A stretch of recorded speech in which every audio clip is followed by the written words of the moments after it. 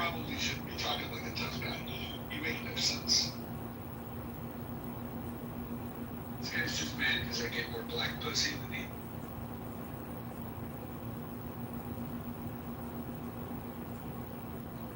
PTR your girlfriend. Wow. These retards are fucking something else.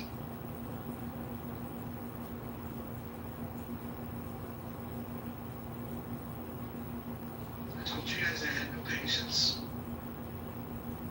Listen, when you come up here and say, hey, I can mispronounce words because I have autism, and then you think you're not going to get picked on, no, sorry, dude. Sorry. I'm going to pick on you for that shit. You don't get to fucking hide behind your fucking autism. I don't even believe you have it. I think you probably made that up as a fucking excuse of why you're so stupid. That's. I know people with autism. I know people with autism that are smart. Shit, Io's got fucking autism. He's the smartest guy in the app. So, what's yours?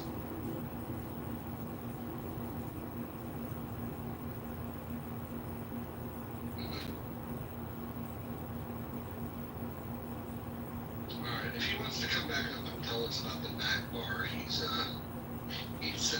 more than welcome to come and talk about the.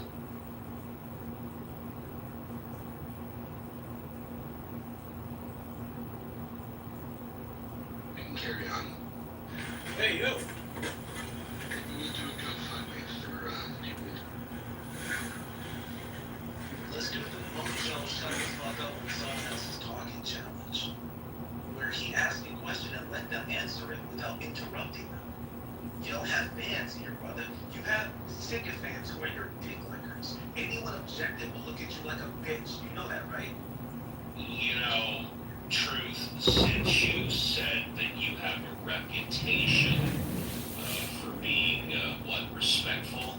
Yeah, now when someone calls me a fucking retard, Steve, where's your line, Steve? Where are you standing, brother? You call autistic people retards, Steve? But Steve, do you think that being autistic your whole life might make you sensitive and having someone throw your disability in your face is a fucking joke, and then once it backfires, try to say you don't even have it? Thank you. This is what the fucking internet does to people, folks. They act like they're not human beings. They talk in ways that they could not in person. You could not do this in a room full of people who know you, work with you, shop with you, or are friends of your family members. You have a fucking reputation you would want to protect. You wouldn't want to be known as a degenerate. But on the internet, it's all shit and giggles because you're 30 going on 50, still acting like you're 16. Grow the fuck up. Well, Yeah, I mispronounced the word, not in my native language. You want to fucking laugh for another 10 minutes because you have nothing going on today? Yeah. You fucking dork. Yes, I do. actually, if I may. Loser! Thank you. Israel, Palestine, he's making fun of a mispronounced word for In my deflection, don't let him get mad about it. If I could speak, They have no other argument. if I could, Dick washer, bro. You're a dick washer. thank you. If I could continue. No, I've been here for. Fuck you and fuck him. Thank you. I've been here for 20 minutes. I've kept my mouth shut. I was trying to do a little bit to defend you, Truth, but now you have convinced me not to. For someone, You said you have a good reputation. You didn't say, hey, Truth. I didn't say anything. I haven't spoken for the past 20 minutes. Autistic people should be called fucking retards, Truth, and I'm sorry that happened to you. Stand, go fuck yourself. I don't need you. What the fuck is wrong with You know what? You actually think I don't. where I sit here and go, oh no, I lost Steve. Oh guys, did you hear I lost Steve? Guys, did you hear it? I lost him. Oh no, the guy who couldn't stand up for 1 second. I don't believe that was you. out of pocket. I think you are a liar. Wrong. But you can't even stand up to Israel, so why would you stand up to Mojo? You're not gonna stand up for what's good. You're not gonna go, hey, that's wrong. You're gonna try to tell me I fucked up or try to be my friend. Go fuck yourself. Respectfully. I was only speaking for about 15 seconds and you interrupted me 3 times. You watch me get slapped in the face and then start talking to me instead of the person who slapped me. Yeah, that's what happened. Yeah. I was trying to give you a little bit of props, but you have convinced me. Buddy, I don't need your props. I need you to address the person who just disrespected someone for being autistic and then didn't even apologize. Okay, A, I don't believe you're autistic. B, I I've don't been believe. on that 5 years. And you've interrupted me five times right now. Read my entire bio. Just How could anybody believe that you have a reputation? Weird that now you think I have to perform my disability for you to think it has merit. That's strange, brother. I don't know what to tell you. Now, I'll know what to tell you. I just moved you to the audience because I'm sick and tired of you interrupting me not once, not twice, not three, not four times, but 5 fucking times. So now I'm going to take just a very little bit of time and finish what I wanted to say.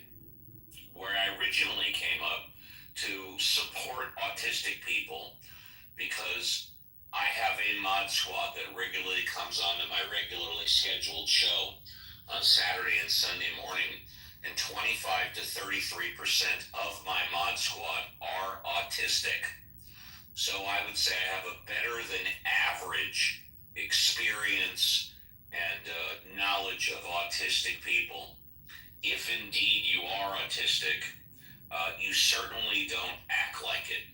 If indeed you are respectful, you certainly don't act like it.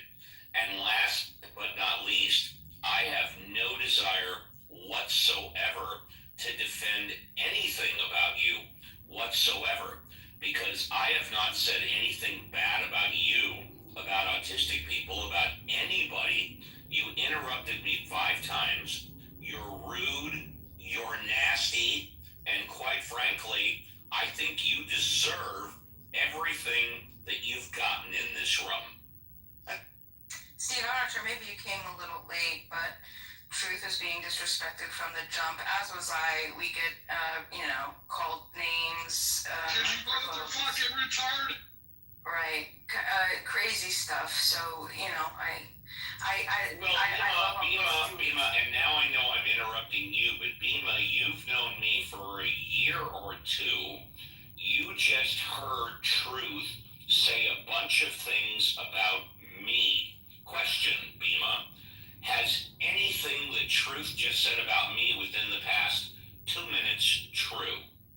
Oh, I wasn't paying. I apologize. I wasn't paying that close attention. Okay, all right. I was more focused. I was trying to get in there to let you know. Maybe you came a little late, but he had already been, attacked and instigated.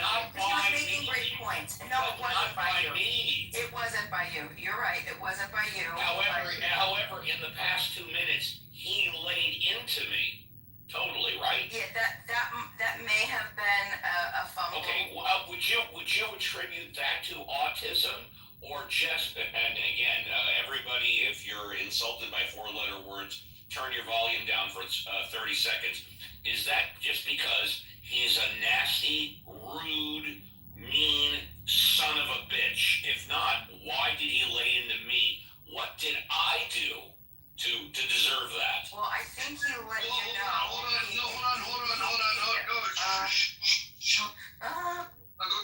I'll go see if I can explain this. The reason he lit into you is because he's fucking. He was trying to explain that to you, Steve. He was frustrated with you addressing him before addressing the disrespect that was given to him. He wants to have a good conversation. He came up on stage. He's a great interlocutor. I love him. Free Truth. And I think we should get a start. Well, considering I've invited him back up. He's not accepting the invite. I've invited the guy up. Listen.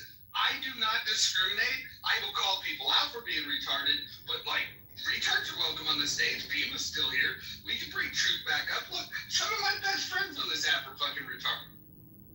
And again, I admit it, after interrupting me 5 times, I'm the one that dropped him to the audience.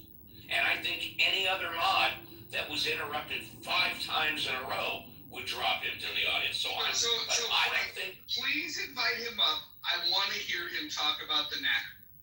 Yeah, because I don't think I was disrespectful to him. I don't think I was rude to him. Oh, and here he is. Okay, Truth, go ahead. Talk more about me. Or the knack bar. Yeah, you can talk about the knack bar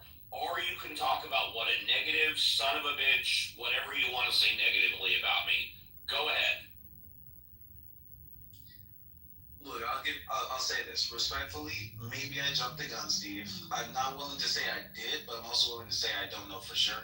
It seemed as if you were about to browbeat me and do the kind of like what's the term? Not pandering, freaking not Well, condescension. considering you interrupted me 5 fucking times, you'll never know what I was about to do. What is I'm trying to remember the term. Considering, can you hear me? Can you hear me? I heard. Okay, you heard what I said. Oh, so now you're gonna. Okay. Anyway, yeah, I can't remember the term, but it's essentially a combination of pandering and condescension, where you just, like I said, watched me get slapped, and instead of going, "Hey, Mojo, just for the record, I don't think he deserved that, or I don't think that's appropriate," which, by the way, many people in the chat were doing, right? So it's not like I'm just even like this is something people recognized and saw as wrong. You say you were going to sympathize with me, but instead of first correcting the person that gives you a reason to sympathize with me, you went straight to sympathizing with me. That's called enablement of abuse. But that's fine. I get it. It's the internet. We act antisocial here. Why the fuck would we be normal and act like we have compassion? Let's try to make up for getting bullied in school, right? Like, it's weird here. I swear to God, it's so fucking weird. Yeah, and I don't know if you noticed, I mispronounced Nakba and then got interrupted for 10 minutes in midstream of thought. Because that's how adults have conversations, right, guys? Yeah, okay. So, but whoa, why did you crash out just because when you brought up your autism, someone said you're retarded? Whoa, that means you crashed out? Like, the audacity. These are the same folks, mind you, anyone listening, these are the same folks who cuss at people who cut them off in traffic. But they have no empathy for me getting frustrated with being disrespected. That's how you know their fucking amygdala is triggered and the prefrontal cortex is no longer operational. There's no empathy or reasoning coming my way. So I won't expect it any further. Your autism is kicking in again. Your autism's kicking in again. Your autism's kicking. Yeah, it's never going away, buddy. And I actually like it. Anyway, so to my point, I was in the middle of the Palestinians are ethnically tied to the Levant region. It's essentially comes from ancient Canaanites.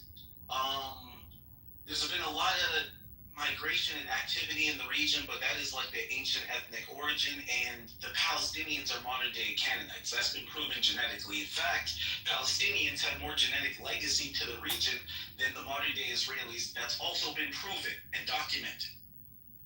But I know people who are descendants of colonizers don't care about indigenous.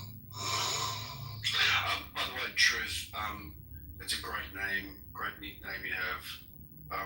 When are you going to start speaking it? And by the way, you just regurgitated. Hang on for a second. Hang on. Truth. I'm not going to look. I'm not going to do this with you. You're not going to do. No, hang on. Don't tell me how to talk to you. Don't tell you how to show basic respect. It's not going to happen. No, you're not going to. No, you're not going to do this to me. This is the internet. You might do it to other. You might do it other. You realize that you get dropped. Okay. Yeah. Okay. All right.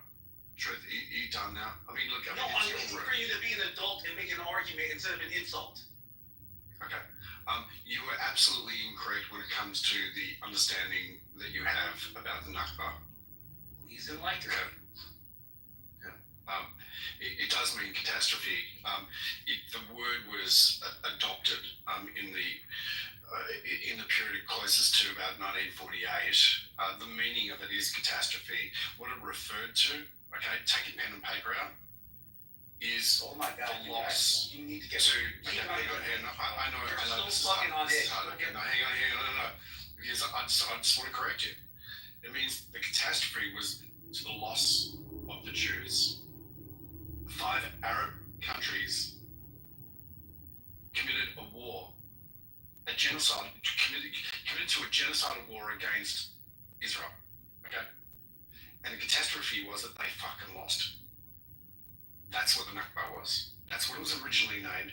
And then it was changed in the 60s, right, to suit a narrative about the displacement. So can I don't know if you understand. The people you're talking about, for instance, the history that you try and present is garbage. You're stating things as facts, where historically they are completely inaccurate, genetically inaccurate as well. statistically inaccurate as well. It sounds like you're basically being regurgitating propaganda that is completely off the rails. These people are Palestinian people.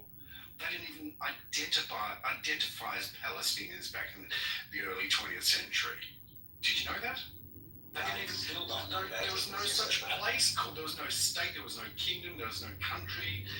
Nothing. There was no culture that was called Palestinian. Bro, then can I ask you a question about that? If that was true, do you know It is who true. do you know who the father of Zionism is? I mean, like, I know it was a concept for, Hang on.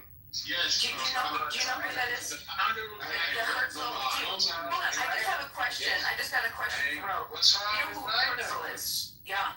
You know who Herzl is? Okay. Okay. Maybe. I have a question for you. I have a question for you. Shut up for a second.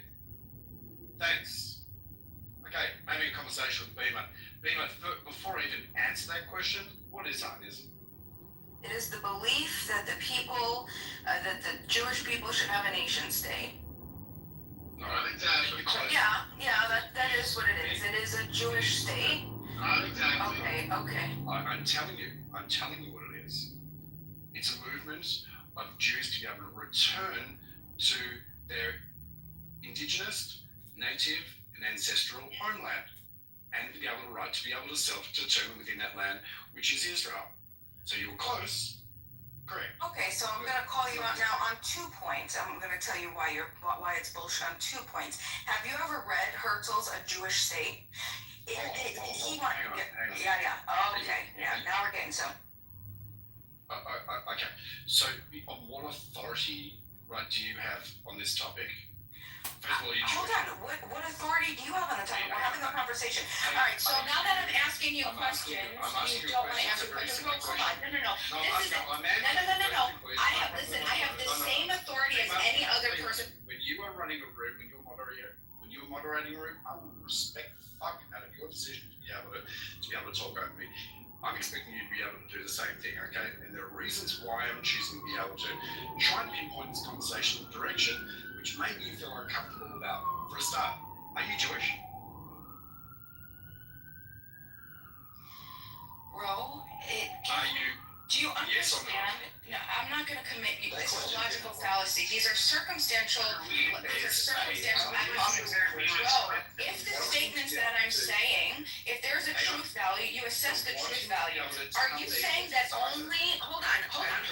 No, you're not gonna fucking. Wow, so dishonest, bro. You're fucking dishonest. Dishonest motherfucker. Wow.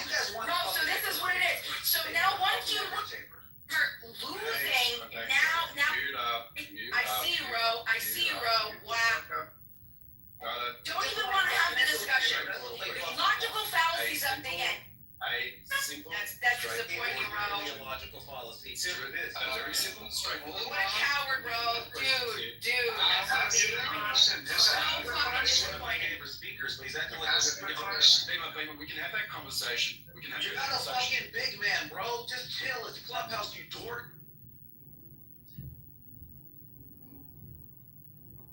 All right. Let's restore order to the room.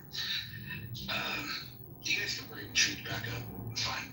I didn't move you. I wouldn't move you. Now that it's sunk in that you're genuinely retarded, I will not pick on you anymore. I have sympathy now for you because now I believe you are retarded. So I will not pick on you else. So I just want to set the room. I do think it's interesting that you have the non-Jews lecturing to the Jews what Zionism is. It's a very interesting room that we have here now. But Bima, and everyone stay on mute. We can refute it later. Bima, go ahead and make your point. Tell us everything that you know about Herzl.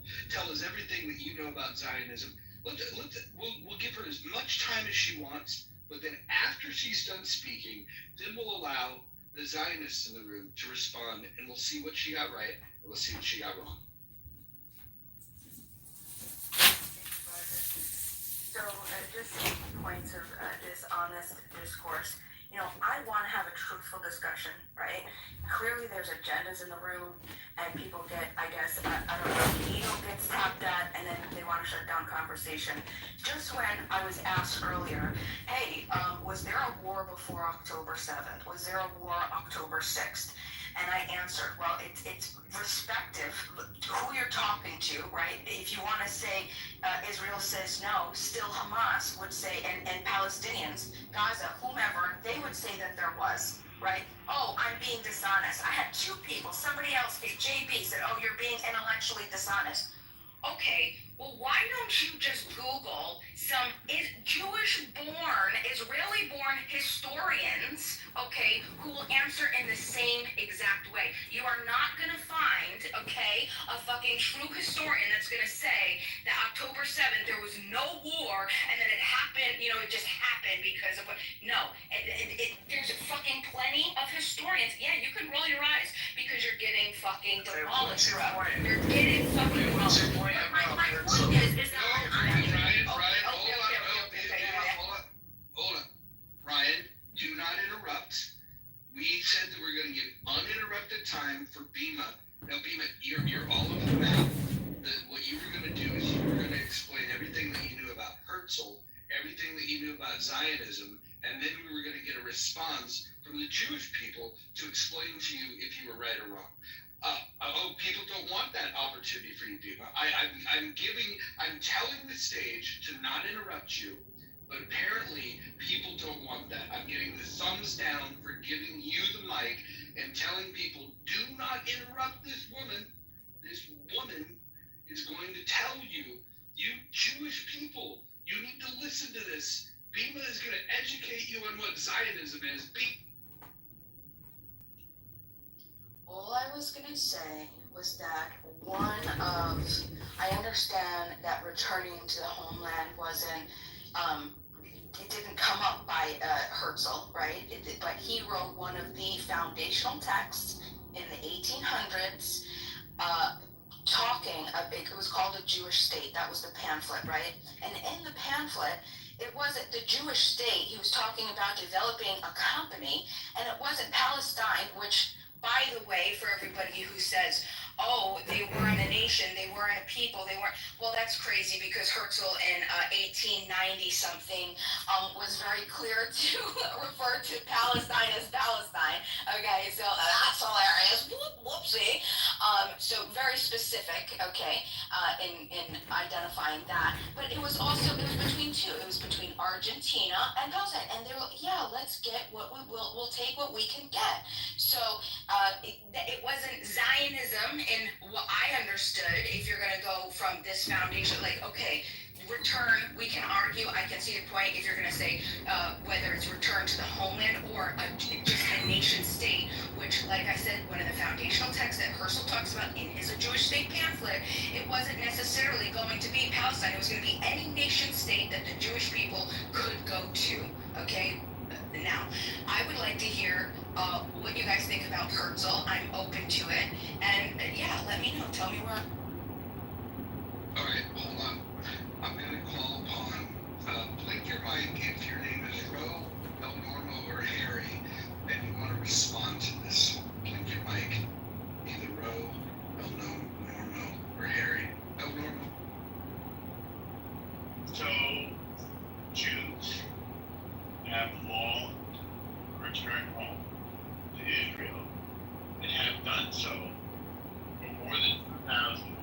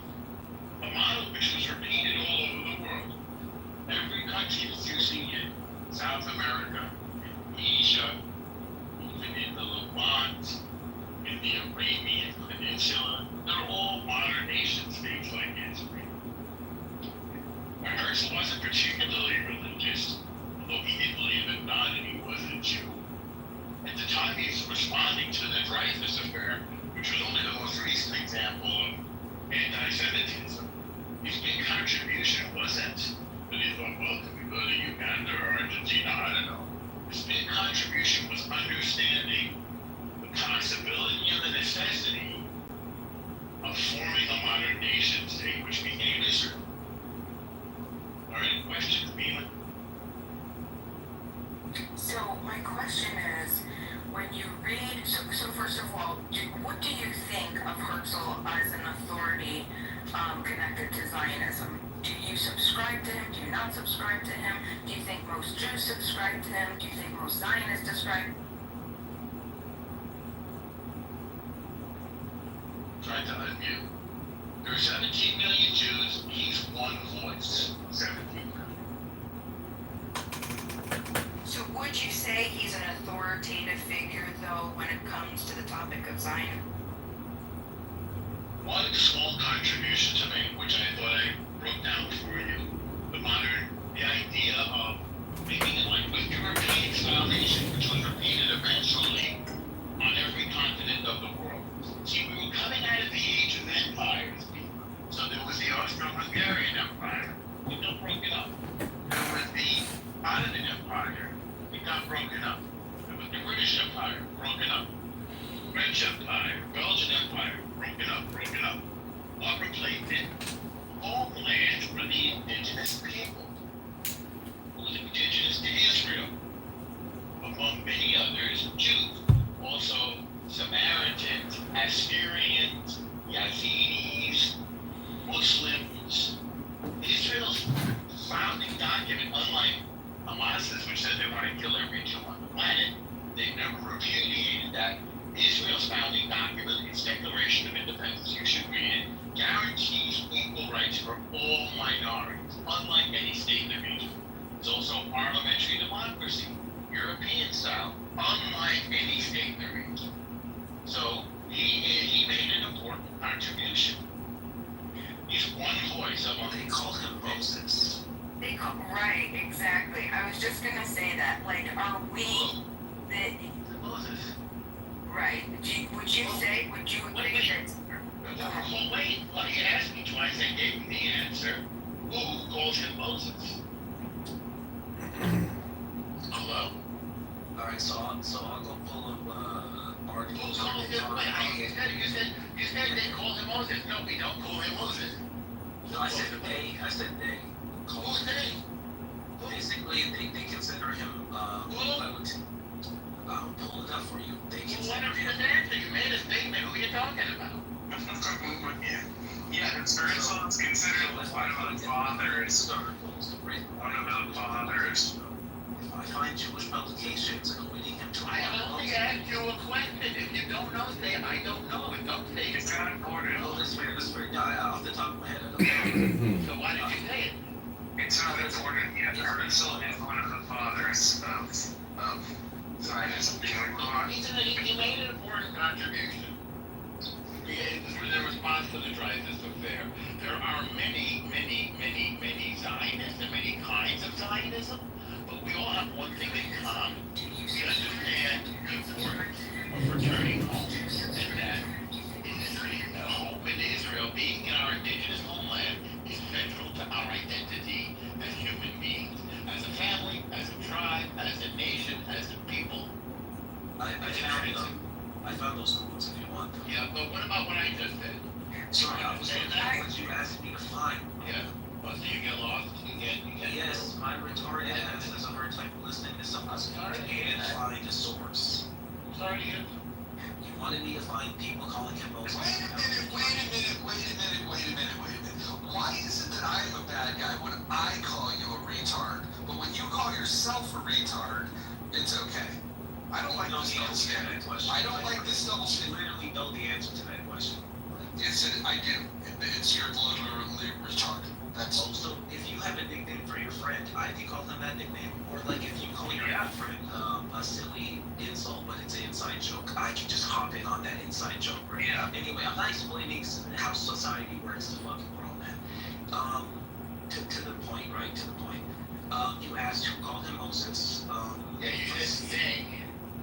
Yeah, the reason I said nay is because it was like a rhetorical thing. You have to understand this man for now playing. So what's the answer to the question? If you're not listening to what I'm saying, what's the answer? Come on, bully. I'm gonna make you a sweater that with a big V for victim on it. You're such a victim of monster. He really is. Once I wanted to. It's okay, Truth.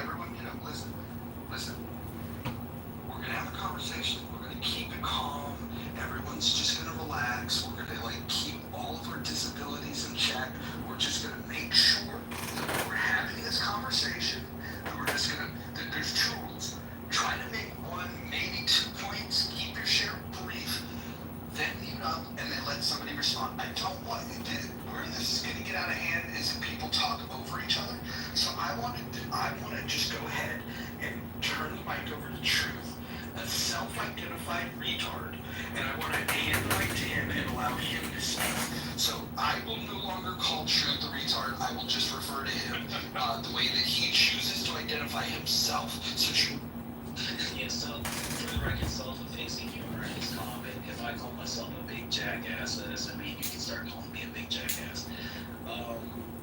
So yeah, just to why he's more than just one Jew amongst millions. He's the founder of the World Zionist Organization. He started an organization. He started an organization. Who called him Moses? He was the first president. He started an organization. We're gonna be a lot more important than that. Hold on, guys, listen. This is gonna be the order. Truth is gonna speak, and he's gonna make 1 or 2 points, and then Norm's gonna respond, and then we'll pass the mic around. But go ahead, Truth, speak, and then Norm, let him uninterrupted get it off his chest, and then you will speak uninterrupted. Go. Thank you. Yeah. So in doing so, he met with the Ottoman Sultan, the Sultan himself. He met with the British government. Originally, they floated Uganda as a temporary solution. He met with the German Kaiser and Russian officials, and he legitimized the Zionist. Who called him Moses? Nobody. You want to withdraw that? Hold on.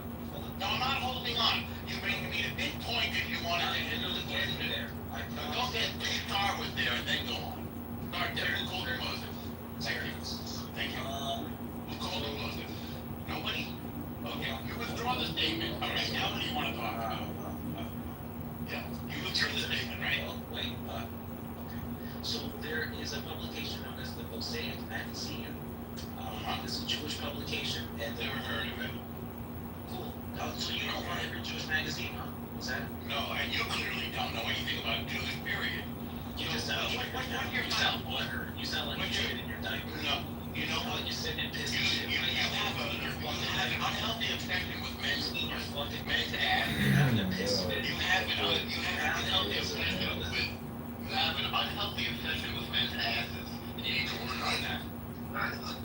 Now make your point. Well, let me Ass say man. Your new nickname is Ass Man. No. Are you familiar with the mitzvah? Just go. Just make the point. You're tiring this out with your nonsense. Go. Okay, so my main point is just to say this, right? Because this is what I really wanted to say earlier and I didn't get to finish. The locals in the region, the Palestinians, were displaced. Someone asked me, oh, well, where did we get the term Palestine from, and how long were they being called that, etc. I can't speak to Some left and some stayed. Is that more accurate? I'm sorry? Some left and some stayed. Is that more accurate? Some left and some stayed. They were displaced. No, they weren't displaced. Some left and some stayed. That happens in war. No different than the 7 million refugees who left the Syrian war. They started a war in 1948, and some left and some stayed. And many, they were told to leave. They weren't displaced. Nobody displaced them. That's more accurate. Next point. It's 100% true. What's your next point? Okay, I'm not What's your even. next point? So this is important because one of us is correct. I'm not even Correct. I can be. Please. I'm willing to say I could be incorrect, although obviously I'm convinced I'm not. Okay. You don't know this. I think You haven't read the make history. this moment definitive because definitive Some left. There's 2 million Arabs in Israel. Obviously, they stayed. Correct. So we're saying in the United States of America. Say again. Are there Native Americans still in the United States of America? Irrelevant. Oh, okay, so you have the comprehension to catch why that's relevant. No, I can. When I'm reading it, hang on. Well, hold on, we're doing the talking. No, hold on.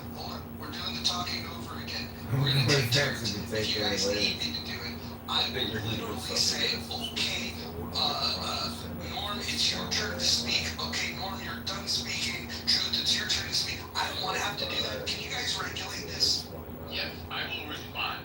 So there are 2 million Arabs living in Israel, fully integrated to every aspect of society, from shops to the Supreme Court to the Knesset. They have their own party. The Israeli laws do not discriminate in any way at all among different kinds of Israelis. no matter Sure, by anything 18 to else, 29, you no can matter come what. clean out the That's the inventory, question. then expand You're expand advocating. another mile. You should be untruth. I swear to God, if I had a nickel So you hit 10 miles. I'd have a lot of nickels. You have a nickel. What's your nickel? We'd all be rich and we'd Then all be expand another hanging mile out till you hit 10 in miles. Israel, and the whole situation would be cleared up, and we'd be I mean, you can be hanging out in Israel anytime you want, but the thing is, they probably don't rent that. yeah, exactly. If I go on a flotilla hunter, Well, I can make type of, if I want to rub elbows with peaceful people that happen to be on the other side of the Wait, Hamas said peaceful people? Yeah, I never said Hamas. Don't be dishonest, Hari. Don't be dishonest, Hari. That's hard. That's very argumentation, Harry. So you think the civilians there are peaceful people? I think that the civilians there who haven't harmed peaceful people, who haven't harmed Israelis, are peaceful people. Yes, I do. So what about the same ones that held hostages in their houses, that spit on the bodies of people being brought over from Israel into Gaza? What about those? Are those okay too? Because they didn't harm anybody. They just spit on them. Well, I mean, if they're like I said, are they harming people? Are they harming people? So you'll be okay if I brought a dead woman's body? No. I was giving you that. I don't think that should have happened at all. I don't think that should have happened. I don't condone that behavior at all. I also don't condone. Do you think that they would accept you? Do you think that you would be able to walk into Gaza as an American woman and nothing would happen? You wouldn't make it a block. That's a lie. So here's what No, wait. Definitely not a lie. Not a lie. I was just there. It's not a lie. You wouldn't make it. I don't care either. Well, I literally find it on the map. The difference between you and I, truth, is you couldn't find Israel on the map. If I asked you, I couldn't find Israel on the map. Go fuck that's correct. You couldn't find Israel on the map. That's correct. You couldn't find Israel on the map. True. Absolutely true. Literally, You don't want me to ask you right now. You don't want to. I think it's part of like to you. a half-wit, like that, maybe quarter. Okay, but do I What's have your next question? Because last I checked, that's not one of them. I'm not interested in ethnic origin at all. Cool. So you What's your can't next say, you question? can't look at my face, so you don't even know what I look like. So you're. Well, why would I want to know what this is an audio app, you half-wit? I have a picture of me and my uncle in my PC. How am I supposed to know that that's you and your uncle? I can just be random Ethiopian motherfuckers, huh? I don't care. What relevance does that have to the conversation, Truth? What relevance does that have? Israel. What's your last question? Israel and Ethiopians, what did they do? What's your last one? I just made a What point. did they do to the Ethiopians, Norm? We brought them there, we risked our lives, we're the only people who really killed. This is how you know You know, you asked, I'm gonna ask you. This is how you know he's a problem. Hold on, guys. No. You guys are doing the thing again. Take turns speaking. Literally, just take turns speaking. This means that when the other person is speaking, if one person is speaking, the other person should remain muted. This is not complicated stuff. Yeah, you asked the question about Ethiopians, I will tell you. Well, Israelis are the only people in human history who brought Africans out of Africa to freedom. The only ones, and risked our lives to do it. It's not a lie. Name another people who did that. Various hands, what the fuck? Name another person who did it. Name another. You want to know why you can't? Because it didn't happen. Because I checked my facts, unlike you. Now, what's your next point? We're the only people in human history that lifted Africans out of Africa to freedom. Only once, and risked our lives to do it. Now, what's your next point? Norm, let's bet $1,000 on this. Just make your next point. You said no. Just make your next point, unless you have other information. Can I tell you your last point? Who else did it? Who else did it, T-Monkey? Who else did it? $1,000. Next point, no, make your next point. I already crushed you. Make your next So point. you said no one has accepted African refugees but Israel. No, I said we're the only people in human history who lifted Africans out of Africa to freedom rather than slavery. That's what I said. So wait. And risked our lives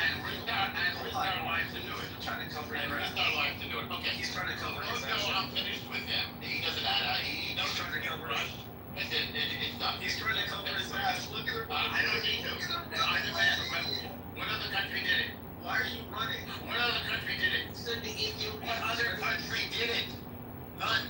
Goodbye. Said the Ethiopian that came to Israel. We're done. We're done. We're done. No. Okay, next You said the person. Ethiopian. He's too stupid for this Hold conversation. on, guys. Hold on. I'm over here. Hold on. Let's a little bit of mediation here. So, is there a reason why you're not responding to what Norm? Well, because he keeps muting me. No, well, hold on. Let me just say this. If you guys can't handle the mod badge I'm not being allowed to reply. I'm not talking to you right now. I'm talking to the mods, all of the mods. Do not mute this guy. If Norm's asking him a question, we want the guy to be able to reply. So, Norm, go ahead and ask your question again, and we'll get Drew to reply. And if he doesn't reply, then we'll. Oh no, I got the question. What other country besides? Hang on, I'm asking my question. He actually said it was asking my question. the Ethiopians were like, Drew, respectfully, let him ask his question. Norm, ask it. You can have all the time you need. What other country in human history airlifted black folks out of Africa to freedom besides Israel? okay, so just before I answer the question, and do not interrupt me, please, thank you, because you're controlling narrative and it's propaganda. So one of the first things you said was Israel took in Ethiopians that were slaves. They weren't slaves. That's just fucking weird. I never said It's that. almost as if I they never equated said black that. as slavery. I never said that. It's not my Yes, you don't even speak English. Please let me finish. The next thing you said is that they did them a favor. This is important. Anyone here, if you're bored, just Google Israel. Never said we made them a favor. Louses. You're answering the question right now. Americans did. They did like Okay, Mojo, I don't have to. Hang on a second. Hang on a second. Unironically, Hang on a second. Hang on a second. Hang on a second. Hang on a second. Hang on a second. Let me finish. No, hold on, guys. Hold on. Real quick. Norm, I have a question. yeah, hold on. Real quick. We're gonna make this very simple. Norm, without any extra stank being put on it, just simply ask the question, then mute yourself, and then I will call upon True to answer the question. Go. Thank you, and I'm sorry I have to do this. What other country in human history airlifted black folks out of Africa to freedom rather than slavery, risking our lives to do it? Yeah, Canada, United Kingdom, Germany, Sweden, Denmark, Norway, New Zealand, because we're talking about black refugees being resettled, right? So, anyway, like I was saying, resettling African refugees is not unique to Israel. But you know what is unique to Israel? Making the women infertile. Do you know what I'm referencing, Norm, or do I have to educate you? That's also a win, by the way. When was there an airlift of black folks out of Africa by Who paid attention to what Norm is trying to ignore? This is why. I'm challenging your first statement, then we'll challenge your second line. When did the U.S. and Canada airlift black folks out of Africa to freedom? Please tell us when and where, because I can tell you when Israel did it. Go ahead. Oh my fucking god. Alright, so let's go look up United States takes in African refugees. This is Not taken airlift out of Africa, risking their That's lives. not what happened. You know that's not what Israel did, right? It happened multiple times. That's not what happened. Well, now you're debating something Okay, so different. educate me. Okay. When did the United States do it? Please provide a source. Norm, please provide a source. Operation Moses and Operation Solomon. I cannot wait for this source, Norm. Operation Moses and Operation Solomon. You're very ignorant about this stuff. When did the U.S. do it? No, please. You said Israel did it. Please tell us about it and get us Sure. We wanted to learn about Operation Moses? Okay, hang on. Operation Moses. Hey, aren't you embarrassed that I know this stuff? Claiming to be whatever it is you claim to be. Hang on, I'm unlocking my finger. So, Operation Moses was the covert evacuation of Ethiopian Jews from Sudan during a civil war that caused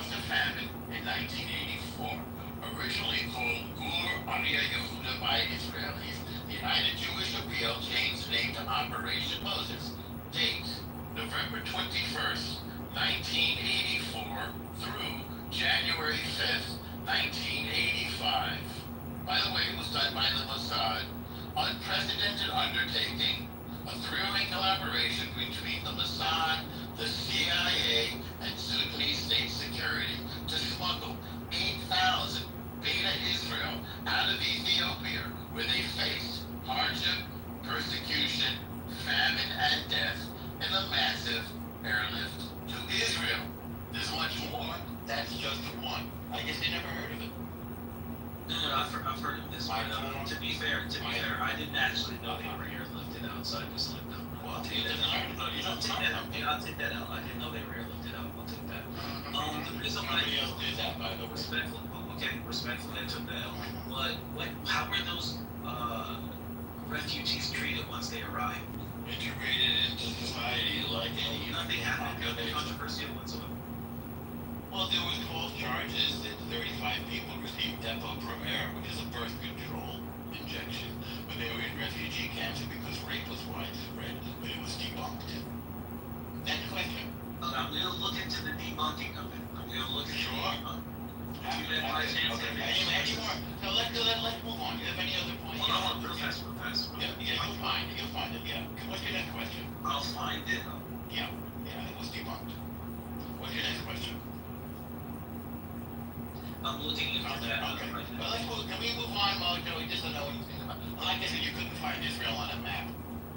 Nor could you find this so-called Palestine. Nor could you even name a city. Hey, I got a question for Truth. Hold on, I got a question for Truth. Truth, are you with me?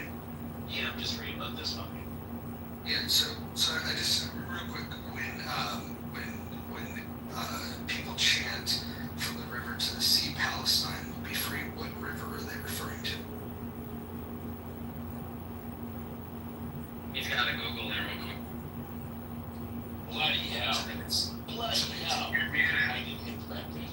Bloody hell. You couldn't find it on a map. It's tragic. And by the way, I was trying to find another tab. I really said I was reading, bro. okay, what's the river?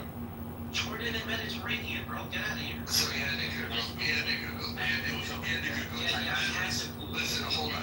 Another tab. Hold on.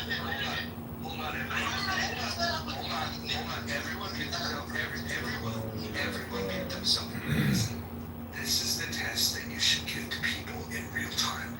When they start talking about Israel, you should just simply ask them, when they say the river to the sea, Palestine will be free, just simply ask them what river, what sea, and what you get is you get what Truth just did, where he pauses.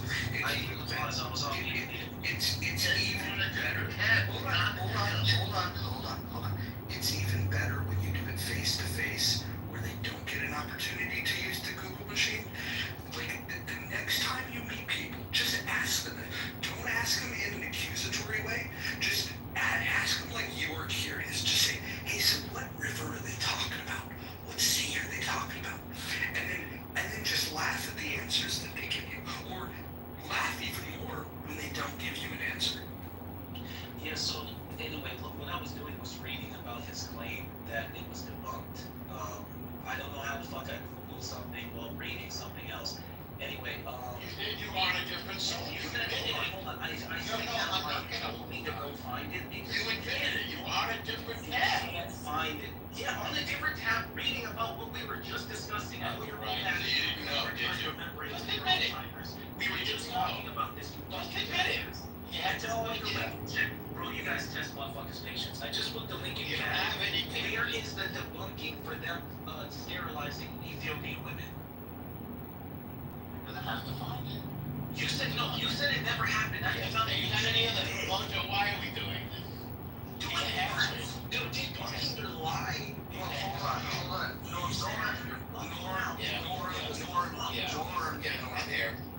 I'm just asking to have a little patience. The guy self-identified as a retard, so we have to be a little patient. Jesus, God, give me patience. Anyway, like I said, you made a claim that the Ethiopian Beta Israelites being airlifted in, to my credit, to your credit, I admitted that I actually didn't know they were airlifted. I just always assumed it was caravan or some shit. Now I know why you emphasize the fuck out of the word airlift, but regardless, I did know about the plan though.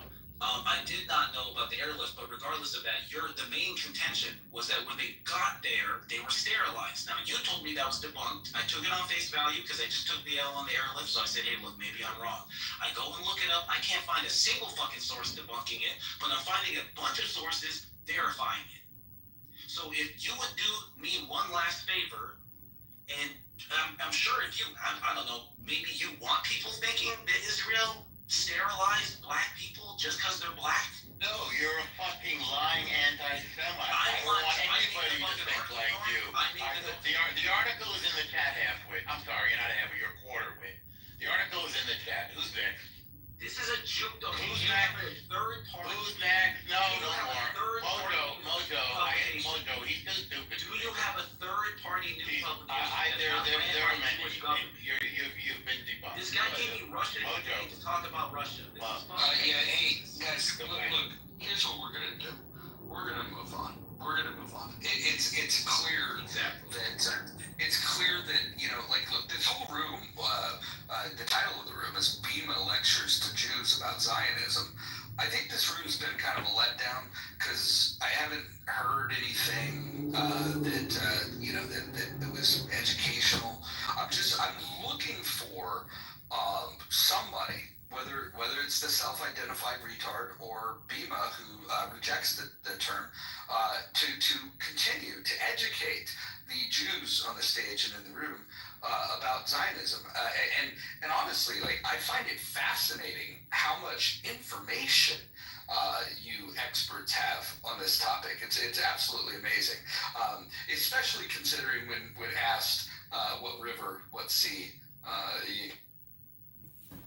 No evidence Ethiopian women were forced to take birth control. That's in the chat. That's just one of many publications to debunk your lies, which are pathetic. Okay, so find me one that's third party. Find me one that's not based in Tel Aviv. What's the third party? Find me. Okay, Mojo, read it first. Yeah. Hold on, guys. How about this? Yeah. We're gonna kind of gently move past this topic. I'm gonna go ahead and just ask a question, and it has nothing to do with Israel. It has nothing to do with Palestine. I want to shift gears a little bit and see where the room is at, because this other topic, people kind of shift gears. There's a lot of intellectual inconsistency here. I want to ask about the conflict that's happening between Russia, Ukraine. What do you guys think happened there?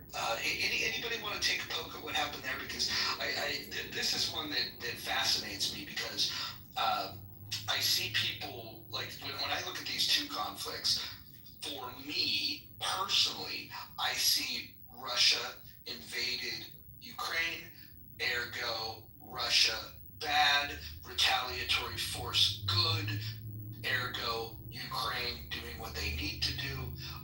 If you go into the Israel conflict with Hamas is a terrorist group. They attacked Israel's civilians, women and children. They still have hostages to this day. Ergo, Hamas committed the act of aggression, and the retaliatory force, the righteous retaliatory force, is being used by the IDF. And I see these things pretty black and white. But I also see people that are, you can be pro-Israel and then pro-Russia, or any combination thereof. And I'd like to talk about that thing. Norm, why do you think there are people in the U.S. and in the West that can look at those two situations and end up on the wrong side of either of those? And specifically, I want to start transitioning this conversation into Russia, Ukraine. But is there a reason why you think people in the West have a problem calling out negative? People have a weird obsession, as we've just seen, based on moronic inability to think. They have weird obsessions about Jews. It's been around for thousands of years, all these myths and lies. Oh, you killed Jesus. Oh,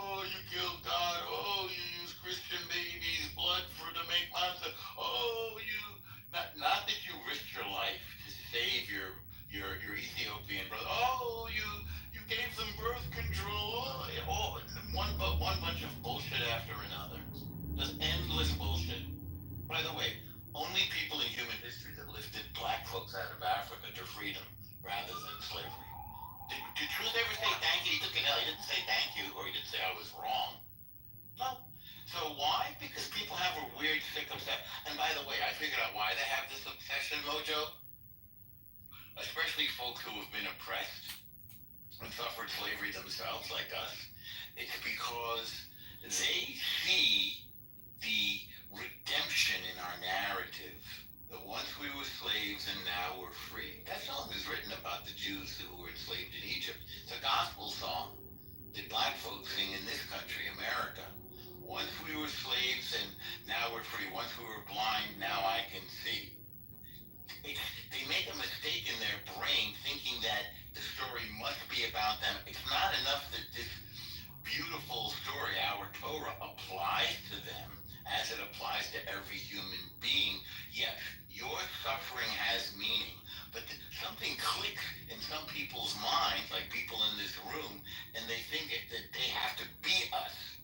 And so they hate themselves, and they take that self-hate and focus on us and say, you're not the real thing, we're the real thing. Even though it's just an absurd contention. It's like a personality disorder. Then they'll tell you what you think and feel in order to avoid admitting what their own low self-esteem and sense of worthlessness. That was a bit of a psychological lecture. I should publish that.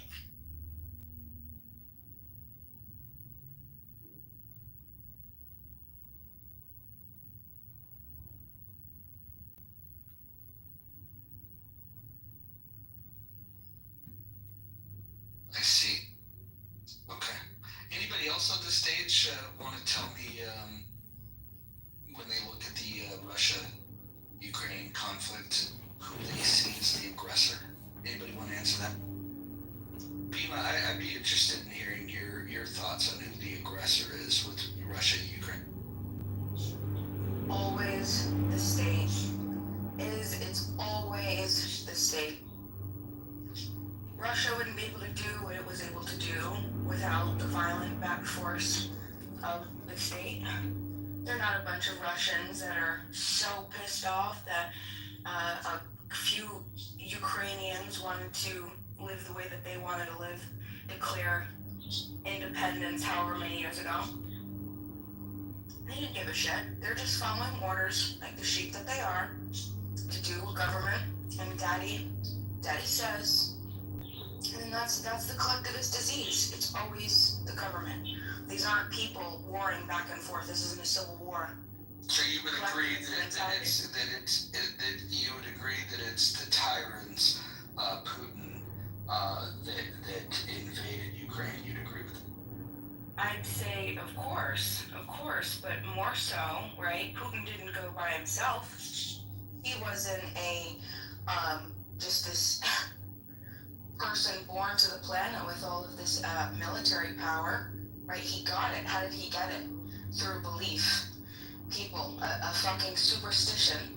A bunch of people believe that he has some authority and they're just going to follow and do what he says. So they're going to go and harm innocent people and violate other people who are just trying to live. It's what it is. Always the government. Always the government. Kind of sounds like what Hamas did to Israel. Yeah, I would agree. Oh, you agree on that? Interesting. No, I agreed absolutely. 15 minutes ago. You just didn't listen, Harry. More Harry argumentation. I'll tell you what. Hamas should have Be an fought. official term, Harry argumentation. Harry, yeah, I thought so too. I like it. Yeah, right. Yeah, I don't like it for the reasons why you like it, but I find Harry to be very.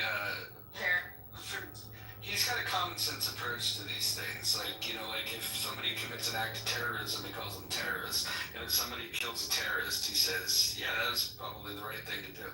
I think Harry argumentation is rooted in common sense. No, what should have happened, Harry, is as soon as people, whoever they might be, IDF, whatever entity began building a wall, they should have, Palestinians should have fucking took them out, slaughtered them right there as soon as they started to put them in and tell them that they couldn't live free as free people and travel peacefully. Take them off. Take it right there. And I would have been right fucking there. I also would have been right fucking there with that day on October 7th when these Hamas, these terrorists came in and decided to harm innocent people. Those innocent people were the people who created these blockades, who are starving, who are sending the war, who are sending the rockets, and who are destroying the infrastructure. No, it's the individuals, and the Palestinians should have taken every motherfucker out. That peaceful protest that happened before October 7th for 8 months, bullshit. Every single IDF, I don't give a shit, that stood there, that blockaded them, told them they couldn't get food, take them out. As soon as they said, oh, I'm gonna put a gun to your head, I have inherent moral authority over you. I'm gonna tell you when you can move and what you can do and how you can get aid. Other people, take them out. I'll tell you about the flotillas as well. The flotillas coming, peaceful people coming to aid other peaceful people and exchange. IDF, those people should be taken the fuck out. The IDF, take them the fuck out, right? You don't interfere with peaceful people. You keep repeating yourself, but everything you said is actually wrong. If you actually know the history about what was going on over there for the past 60 years, you would realize why there was a wall put up in the first place. I don't know if you've ever heard about the first Intifada or the second Intifada, but that was pretty much the primary reason that why there was a fucking wall up in the first place. Second of all, the people in Gaza had the right to freely go into Israel and work into Israel, make money inside of Israel. And who do you think was supplying Gaza with electricity, water? Who do you think was? You think it was their own infrastructure? As soon as you tell somebody that. No. Of course it matters. Of course it matters. You didn't let me finish. Sure, go ahead, So Jared. the first Intifada and the second Intifada, people were Palestinians who are. Hamas are Palestinians, by the way. I don't know who you think Hamas are. They're just a random people in Gaza. They're Palestinians. That's who they are, first of all. They would go inside of Israel. They would kill people, family, little kids. This is way before October. This is years and years ago. They would go on to, you can look this up. There was a story of a Palestinian terrorist. You can call him Hamas, you can call him Palestinian terror, whatever you want to call him. Went onto a bus, a city bus that was taking kids to school and blew up the fucking bus as a suicide bomber and killed the innocent kids. And this was just one instance out of many. That was during the first Intifada, the second Intifada, which was the reason why the Israeli government decided, hey, we need to put a wall up, we need to make sure this is regulated. People can't just keep coming inside and out of Israel without being checked to see if they have any bombs on them, weapons on them to come and commit terrorist attacks. So it's not just like, let's just put up a wall just to put up a wall. There's a reasoning for it, right? So maybe if you actually understand the reasoning behind these, you would realize why that happened. It's not just because we wanted to put up a wall for fun, okay? Right, yeah, that's what I hear, but my issue is, what year was the wall put up, do you know? I don't know. I can go look that up. I have no idea exactly what it was because it wasn't just a 1 year thing. It was over time they did that. So The security wall was a response to the Intifada, like you said, Harry. That's right. See, El Normo knows. He knows. Wait, So in 2007, well, you didn't know. right? El Normo. I didn't even know what the second Intifada was. Hold on. I know how listen. What? That's hilarious. We could. Do you understand? You could just keep going back though. You go with the second Intifada, the first Intifada, and then what happened before that? Then the Lebanon War, and then what happened before that? The Yom Kippur War, all around the same time. Wait, we could go back. Yeah. The Yom Kippur War wasn't against Palestinians, by the way. But what happened before that? Wait, why didn't you stay with one topic at a time? It's like ADD over here. Yeah, but that's what I'm talking. You just keep going back. You had the Lebanon insurgency. Then before that, you had the war, 6-day war. Before that, you had the. One at a time, people. One at a time. Okay. You mentioned. Hold on, can I finish just talking to Harry real quick? But you're just rambling around. Like, take one point at a time. Yom Kippur War in 1973 was a sneak attack on the holiest Jewish day of the year in an attempt to wipe out Israel. What point are you making about it? Why did that happen? Why did that Because happen? they told us why. They wanted to wipe out Israel. They said it. Who attacked who, specifically? Syria and Egypt attacked Israel. Syria and Egypt attacked Israel. And I think, yeah, Yom Kippur War is famous. I mean, I learned before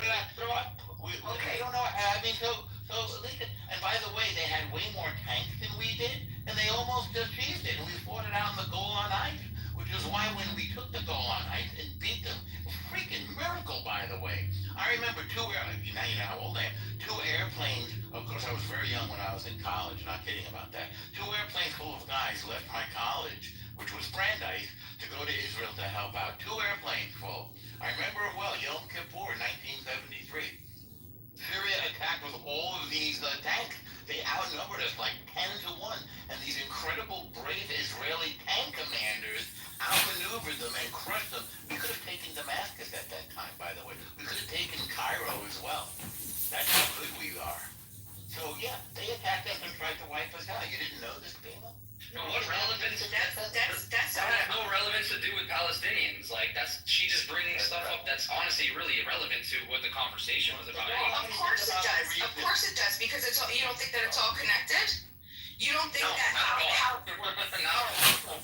okay. How is it connected if it's nation sovereign nations attacking Israel? Why? Okay. You could answer your own question. Why was it that they attacked Israel specifically? Because they don't want it to exist. They said it. They said it in words. They want to wipe us out. If you were to read Bima, a historical, I want to give you one to word. an Israeli. Bima. One word. Genocide was their reason. Genocide. They said it in so many words. They want to wipe us out. That's genocide. Now, what are you going to? You want to excuse that? I thought you liked it. I thought you didn't like it when they attacked peaceful people. So you're saying, Norm. Yeah.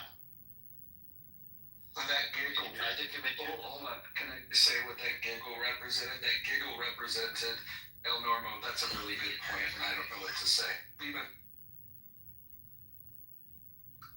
No, to be honest, it's slightly disingenuous because yes, and here let me meet you in the middle before I make you think I'm an enemy. So we're innocent Jewish people being attacked, settlers, etc. Yes, but Settlers? When? There were no settlers.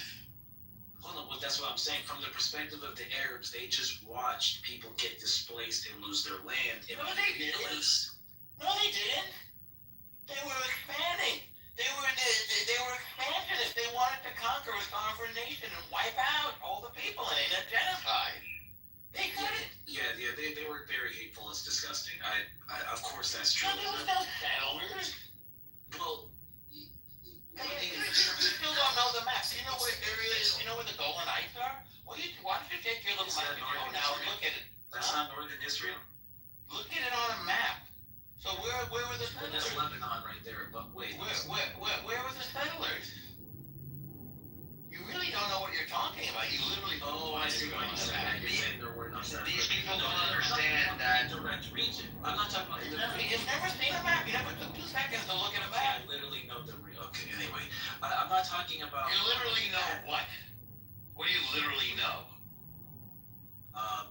The specific states in the area, the formation of the Middle East. I know it's not the. I don't think you do. That's very. I don't think. Okay. Please, Yeah. Let me show how. Let me figure how wrong you are. Disrespectful. I just wish you'd calm down a bit. Like it's weird. No, this is the way I am. You have to get used to it. I know. This is the way I order eggs in the morning. I'll give you that. That's true. This is the way I order eggs in the morning. I know. I believe it. I I was believe just it. as nasty to the white supremacists the other day I know. that No, you did on I Twitter. believe it. I've seen you with your friends, and they literally tell you they complain just like I do. So. Well, they're welcome to complain, but you know what? I hate to say this.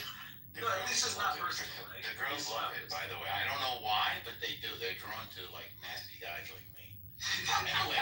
Anyway, so when is Judea and Samaria, which Jordanian colonists called the West Bank, which is ridiculous. There's no Jordan has no business being there. When Judea and Samaria were occupied, right? Who did we occupy it from, if you know? Truth. And when? You said I actually don't know. Sorry. Jordan. Do you need to know any more? Wow, I'm What shocked. No? He said that he didn't know something. It's Yeah, not you hard. don't know the region. You don't understand the geography. You haven't seen a map. Jordan attacked Israel in 1967. Up until then, they maintained domination of our holiest site, which is called the Kotel, the wall of the western wall of the temple. And when they attacked in 1967, Israel begged them not to attack. They did anyway because they didn't want to lose faith among the other Arab nations. It was Egypt to the west, it was Syria to the north, and it was Jordan to the east. Jordan attacked and they lost. And it's interesting to note that while Jordan quote unquote occupied Judea and Samaria, they also destroyed like almost 60 Jewish ducks. They looted and completely desecrated holy grounds to the territory. And when Israel took over after the war in 67, right, when they took it back in 67, they allowed the Waqf to maintain control of the Al-Aqsa Mosque. They didn't destroy anything. That's correct. The WAQF, W-A-Q-F. That's right. That's the religious authority. Yeah. You probably didn't know this either, Truth. Did you know that these so-called Palestinians had Jordanian passports? I don't know what makes them Palestinian. They have Jordanian passports. I just triple checked. Hold on, I just triple checked. I knew I was right. So Israel had begun settling in those territories in the Sinai Peninsula and the Golan territories. In the Sinai Peninsula and we were talking about Syria. No, I'm talking about back when we were talking about the young. You said Sinai Peninsula. There were no settlers for them to attack. There were no settlers in the Golan. We're talking about Syria. The Golan Heights that's Syria. That's right next. That's north, dude. You said Sinai There were no settlers up there. Hold on, so if I'm not mistaken, they were Israeli farms. The 6-Day War happens. They capture that territory. To be fair, hey, they took it in war. They attacked them. But to be fair, they also attacked because that was when they first came and took the land in the first place. So that was a response. Who took what land? From my understanding, the WZO negotiated with the Ottomans and the British to secure. Dude, who took what land? What are you talking about? The Zionists purchased what we would consider Israel, modern day Israel. What do you mean? And they displaced 700,000. Israel was created on May 14th, 1948. I guess you never heard of the UN partition plan either. That's what I'm describing right now. No, it was a purchase agreement before. You don't even trust me. It was happening by 1920. No, people think Israel was 1940. It was like Norm, you know it, right? Was it like 1920? Don't try to get me on your side. Hold on. You don't know what you're talking about. Well, no, I don't know what you're talking about. You literally. Hold on, guys. Hold on. Everyone, hold on. But you know I'm. Everyone holding on includes people that self-identify as retards. So I just want to ask this question. Truth. When you think about the conflict between Israel and Hamas and this idea of Palestinians or this imaginary place of Palestine, would you consider yourself, like, scale from 1 to 10, 10 being a fucking expert on the history of this conflict, and 1 being you know nothing at all? Where would you rank yourself on a scale from 1 to 10 on your knowledge of it? I'll give 2 scales. 1 a personal scale, 2 a public scale. Because like most people probably are like literally functioning as like a 0. And compared to them, they would think like a 6, but by my own standard, like a 4. Yeah. You're 4. Okay, got it. So I would just say this, right? Mm-hmm. Considering you didn't know what river, I did. I'm going to be kind to you. Listen, hold on. I'm going to be very kind to you, and I'm going to say that your estimation of a 4 is an overestimation. I'm not going to say if I think you're a 1. Hold on. I'm not going to say you're a 1. I'm not going to say you're a 2. I'm not going to say you're a 3. Hold on. Listen, I'm talking. Listen, I get it. Self-identified retards.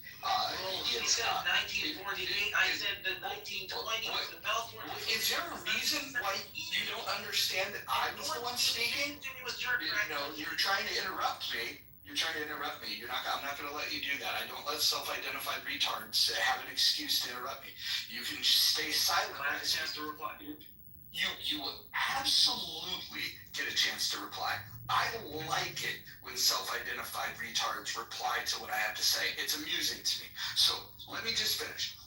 You said that this is your score, that you're about a 4 expert on this conflict. I'm going to say that based on what I've heard today, considering you don't know what river it was, that you were probably less than a 4. And I'm not even going to score it 1, 2, or 3. I'm just going to let your imagination, decide where I might rank you on the scale. What I would also like to ask is a question, and you will get to reply, but just a quick question.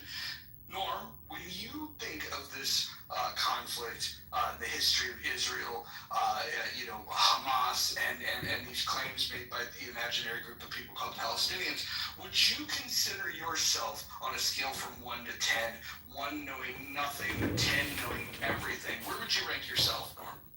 7. Excellent. I would say that is probably an underestimation because I think you have a very good understanding of this stuff. And by the way, when who the hell am I to decide this stuff? Listen, I observe stuff. I read everything.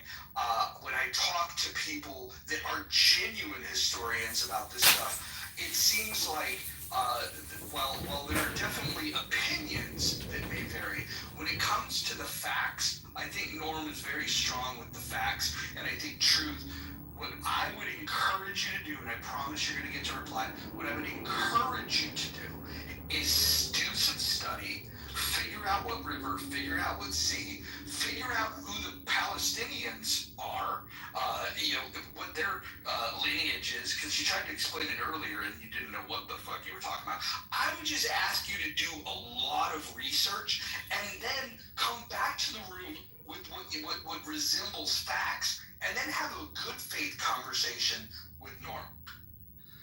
Thank you for giving me a chance to reply. So everything I said was correct. I was talking about the genetic lineage of. I was asked what is a Palestinian? And I said, well, they're a descendant of the. Wait, hold on, Truth.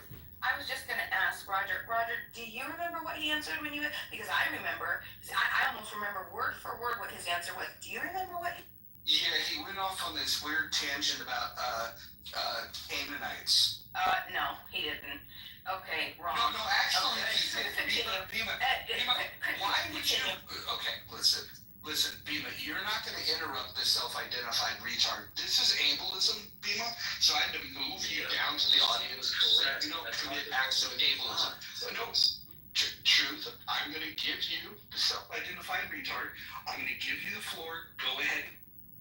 Thank you. Yeah, when I spoke about the Levant, and I even said then, I was like, I'm not some expert from off the top of the head. They're descendants of people from the Levant. They have more genetic ancestry to the region than the modern day Israeli does on average. It's mostly what Sephardic Jews and Ashkenazi and Sephardic Jews are from Spain. So anyway, no, that's been proven. I can get. No, it hasn't been. The opposite has been proven. There's more that I have to reply. The opposite has been proven. There's more that I have to reply to, because I was treated, and in fact, I kind of have a bone to pick with you, because I asked you to come in and verify what I was saying, because I wasn't wrong, and because it didn't your narrative. You've been wrong about every single thing you said. No. Yeah. Yeah, let me finish. It comes to Balfour Declaration, right, in 1917. Are we starting over? This is what is it that you said that you were right about? Stop. You gotta let me finish. I promised a chance to finish. True. So what did you think you were right about? Because you got mentioned, you don't need to jump in real fast. True. What did you say that you're claiming you were right about? Please. What you're about to No, I'm trying to understand. It's hard to think. I can't hear you. Please, bro. Okay, so just listen to me. I'm asking you to let you me talk, please. so you weren't right about it, right? No, I'm asking wrong. you to stop interrupting me. I can't hear you and think. So don't make false statements and you want to. Cool, okay, whatever, you're right, whatever, please. Okay. So like I was saying, right? The thing I mentioned was the Balfour Declaration in 1917, and I think this What is would you like to say about that? history, because I think it's a beautiful moment in history for Jews. I don't think it's something that it's not bad. I'm not bringing it up as a gotcha. Well, what does it have to do I'm with just anything? expressing my perspective on the What history. about it? Everybody knows about it. What is your point? Because I think actually the way they were treated is horrible. I think anyone with common decency and reads the Well, what do history you is kind think of nuts, about the right? Balfour Because Declaration? there's a What's your point? Please stop interrupting me.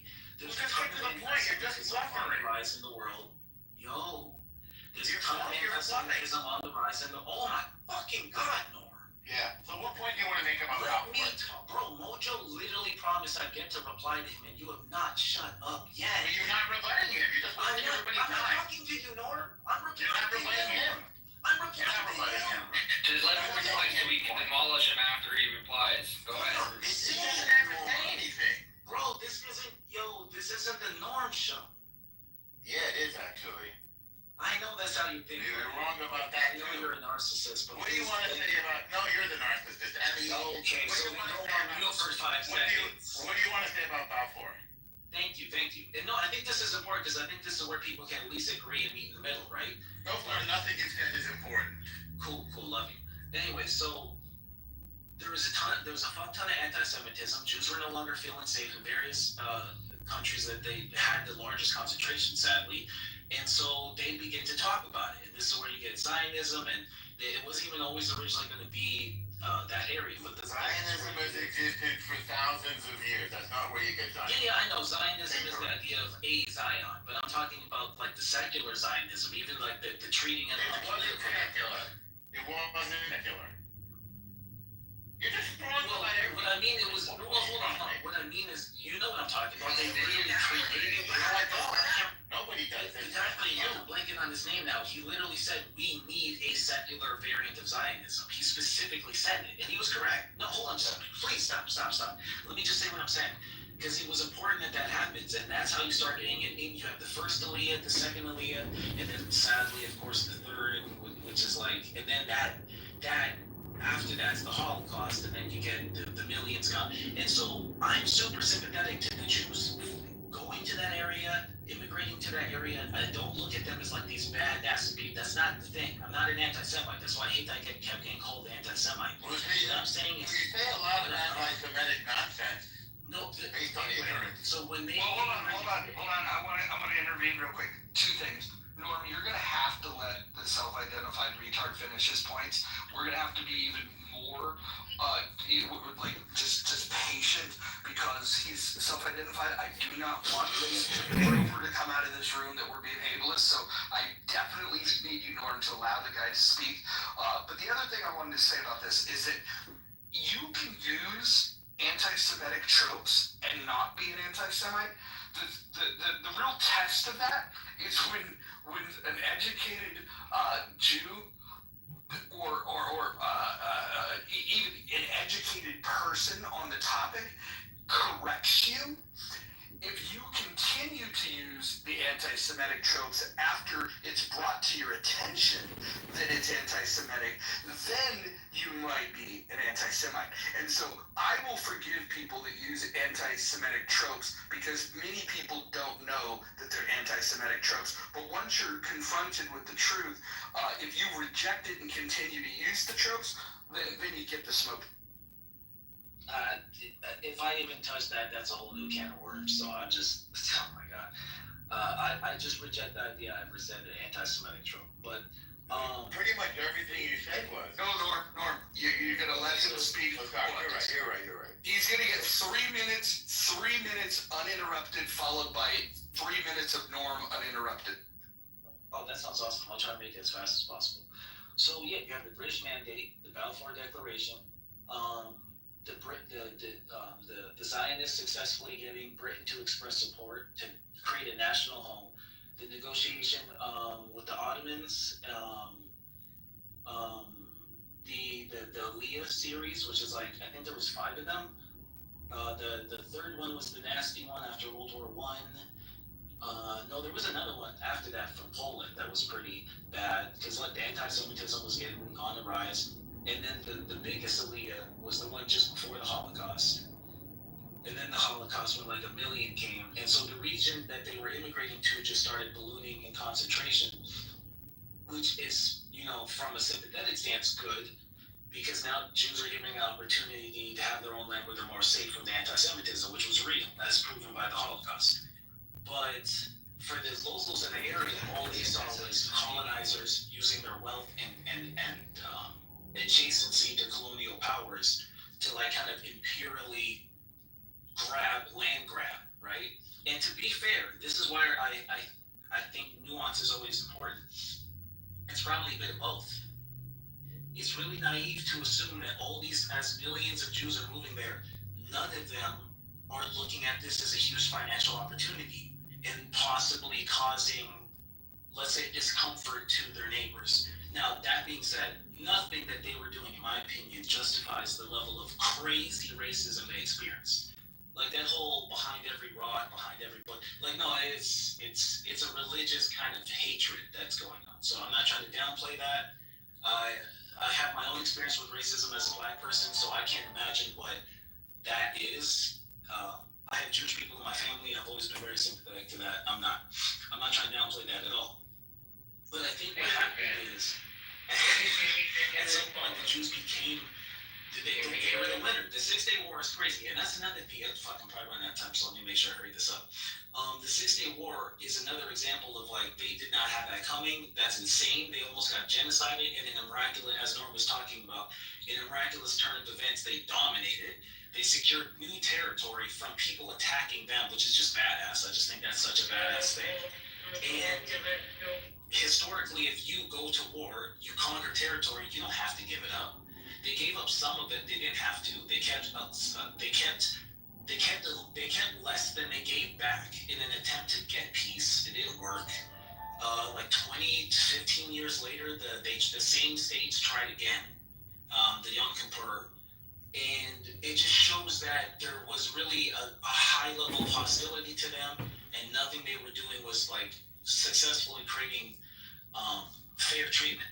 But again, now from the other side, from the flip side, the Arabs were mad from the beginning, from the UN partition plan. Right now, to be fair, there was violence against Jews before the partition plan, but it escalated dramatically after the partition plan because it gave all the port access and the fertile farmland and the historical, like, relevant territory to the Jewish state, and it gave the Arab state just like the mountains and the dry desert and the shit that no one really wanted. And this is demonstrable. Like, there's like Tel Aviv is beautiful, for example, with port access. But anyway, so the point, but realistically, Okay, again, that doesn't 3 minutes. justify the That's crazy 3 level of minutes. hatred and evil.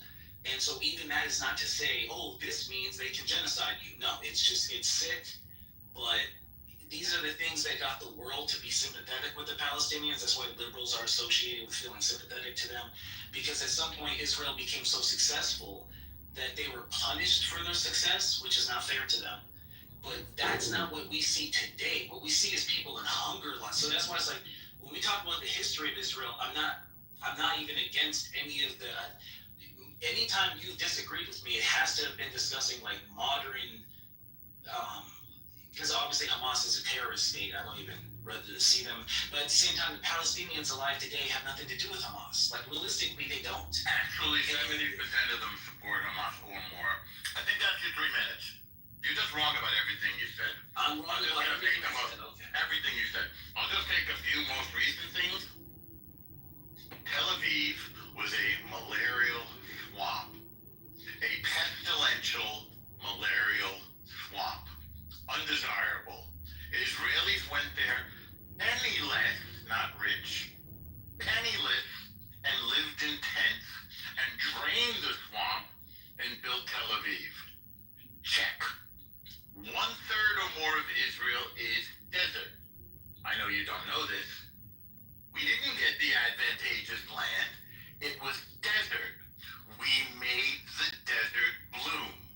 Like it says in the Torah. We made the desert bloom. I was just there. It is desert, and we're growing stuff there because we created innovative agricultural techniques. Check. The Arabs got 22 nations and all of the oil. Almost all the land, maybe 1,000 times what the Jews got. Almost all the land and all of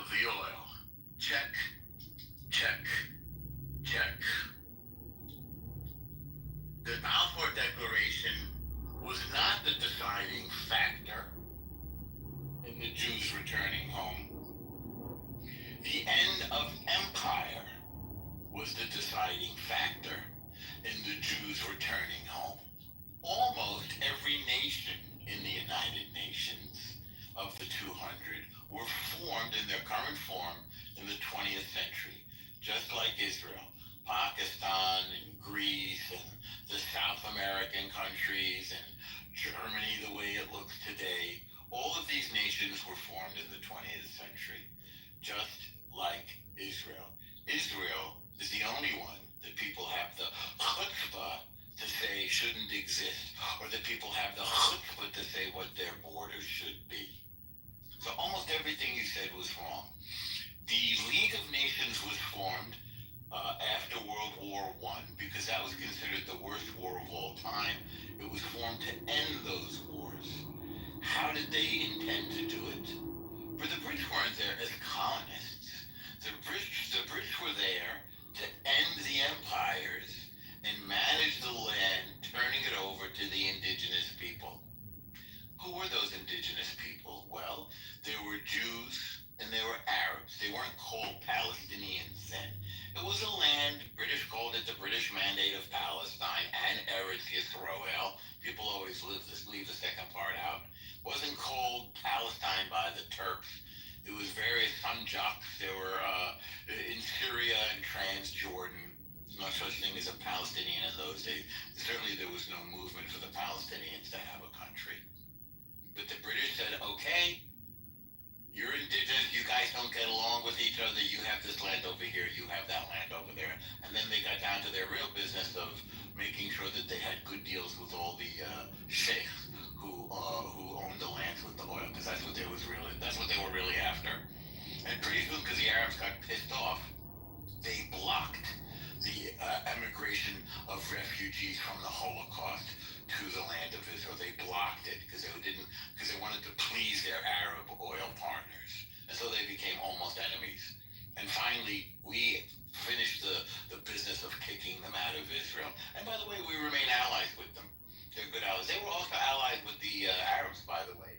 They're the ones that trained the Jordanians to attack us from the east.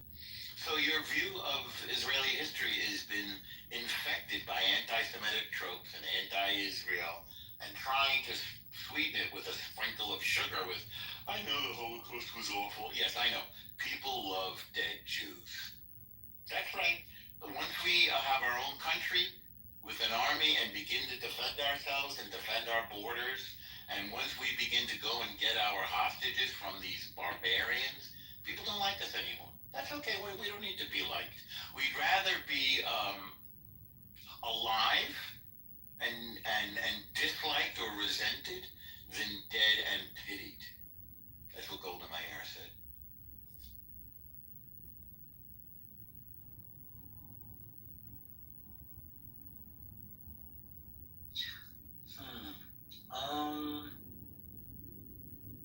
I don't disagree with everything you're saying, but I think some of it's being exaggerated.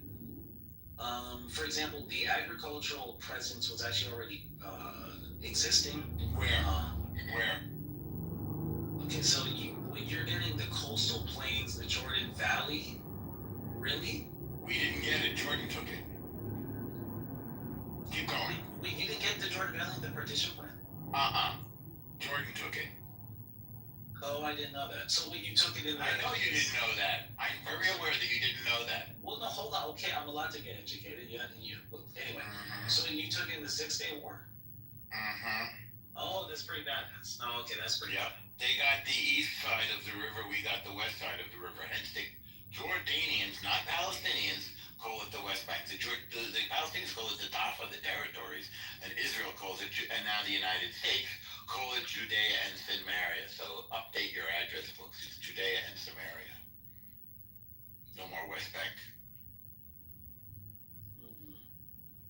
The king of Jordan is not from the region. He's from Saudi Arabia. He's a Hashemite. He's a cousin of the House of Saud. Again, I don't resent him at all, but he's certainly not indigenous to Jordan. Okay, so you know what?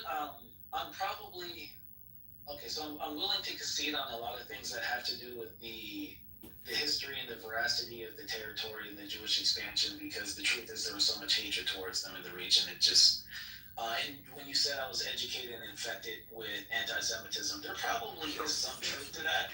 Not because I literally think I'm an anti-Semite or I think the sources in which I was educated were anti-Semitic, but the world is in largely anti-Semitic. So it's kind of like a fish in water. And that's kind of how everything is when it comes to society and culture. That's not unique to Jews. And as a black person, I'm very sympathetic to that. So I can actually kind of conceptualize that. But in line with that same pattern of thinking, I also kind of see the flip side where I think you're very defensive. Where you like, okay, so for example, you said that region wasn't called Palestine, or literally it was. I didn't say that. I said the Turks didn't, the Ottoman Turks didn't call it that. They held the region for 400 years, or maybe 500. Are you really Ethiopian? Yeah, my grandmother's side. My father's mother. You know, you treated the Jews of Ethiopia very, very badly. You had to recognize at this point. I have no offense to you, There is a lot of contention there, so we can have that conversation. Thanks. No contention whatsoever. They were persecuted. That's why we had to rescue. Never follow us. They were treated horribly. You're saying Ethiopian Jews were persecuted by the Ethiopian government? No, by the Ethiopian people of Ethiopia and the Sudanese. People like you and me. I can't see about Sudanese unless Yeah. Well, I mean, ethnically, you should. Do you speak nobody speaks Amharic in your family? My grandma's passed like 3 years ago, so. Well, she should rest. So is there Rome referred to the area as Palestine? Rome? That's a European word. Romans are European, so they slapped that name on it as a way of trying to dominate the Jews that they were fighting there. But it's just a colonial term. Right, that's the I do believe they weren't they called the Philistines? yeah, Philistines, yeah. That's like that seems to be different people, but Palestinians can't say the word Palestine. They don't have to be. Yes, President. They're called the Philistines. Yeah, Philistines. It's a European term.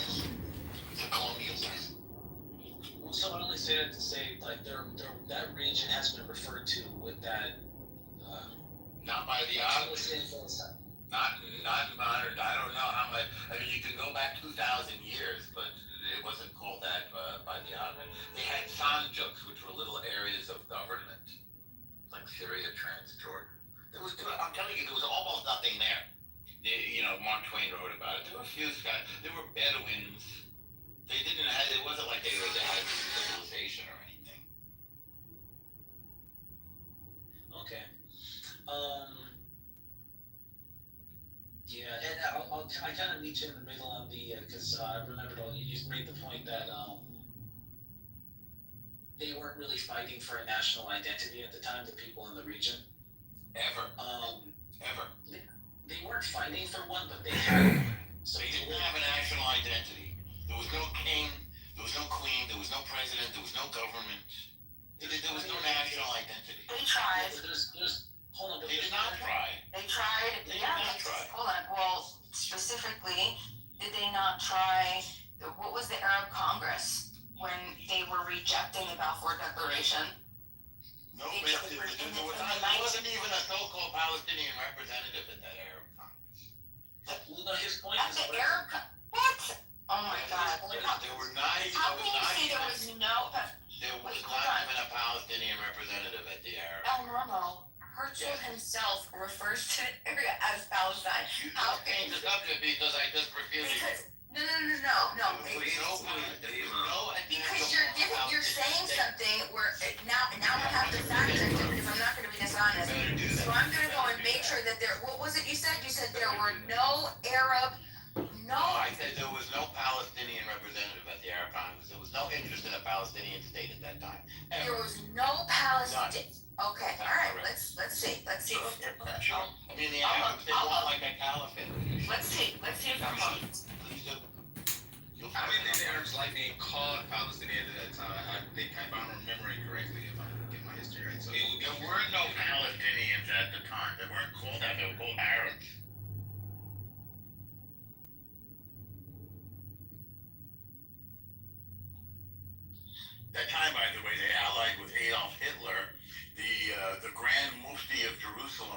Hajj al-Husseini formed an alliance with Adolf Hitler because he didn't like Jews coming to the Arab part of the world, coming back to our homeland, and he formed commandos in Egypt, and that sort of remnant of Nazism exists in Egypt to this day.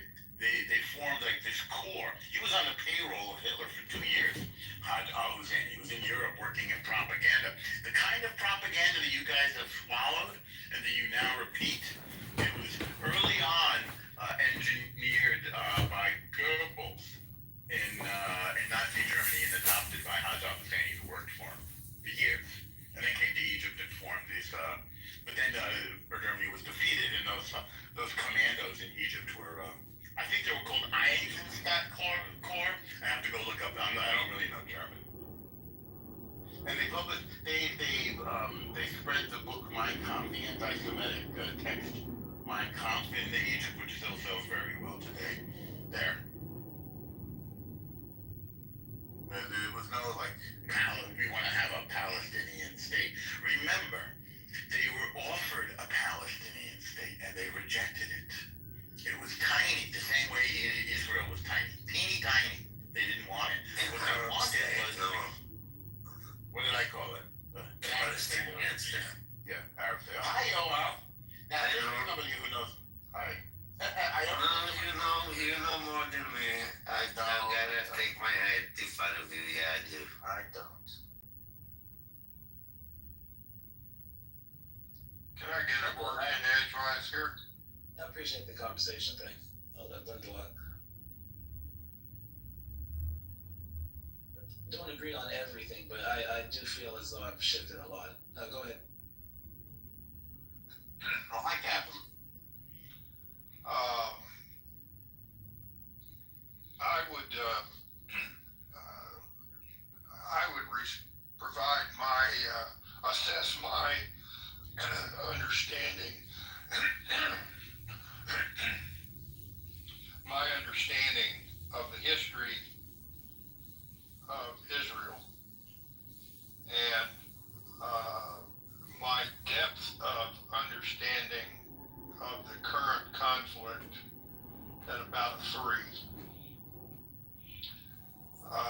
That's what I heard. I came in fairly late, but I did hear Truth's 3-minute dissertation.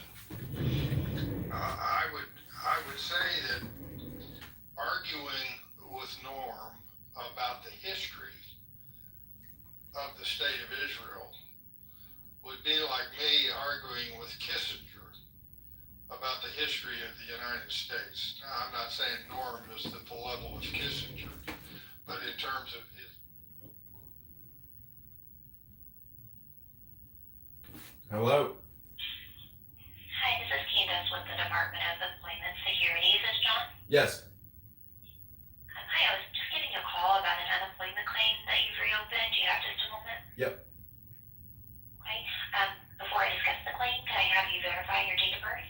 11/6/82. All right, thank you. So the reason I'm calling is you had opened up a claim back in March, and there wasn't any new information on the claim.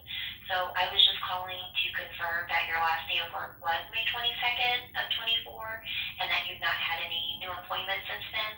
No, actually, it's based on the letter I received from IRS. My last day of employment was May 30th, 2025. Okay. When was the last day you were physically there to work?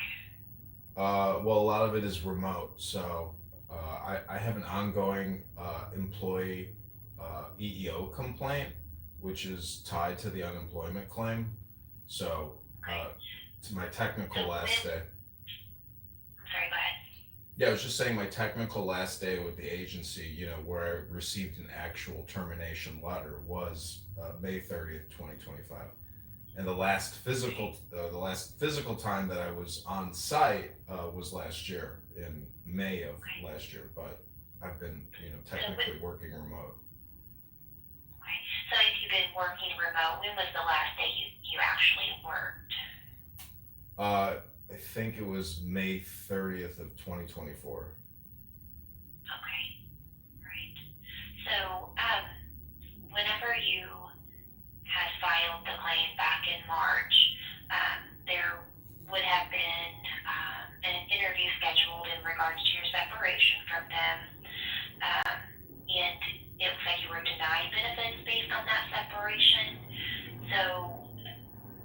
order to qualify for unemployment benefits, It's a new basis of separation. That's what I'm claiming. So I'm technically filing a new and separate claim. so it's still the same It's not because last I have. day of work. Well, it's technically not because I mean I'd have to send you the letter they sent me if you really want to see it. Okay. I mean, you could what I would maybe do is just go ahead and send in the appeal to that particular issue that was addressed back in April. Just state that you're appealing that decision and send in that letter, and then we would have to schedule it to be looked at to see if we need an administrative law judge to take look and get a telephone hearing scheduled. Okay, so where do I mail the appeal to? Can I do it online? You can actually do it online. There is an appeal form. If you want to use it, you can. If you don't, you can just handwrite it or type it out. You just want to state that you disagree with that particular issue number, and I can give you the issue number. Okay, what is that? Okay, it's 006. Wait, hold on one second. 6. Okay. Okay, 006. 602. Okay. And the letter A, and your separation from them. Okay. And then there was a deny of benefits on a different issue as well. This issue number is 007 500, and the letter C is in cat.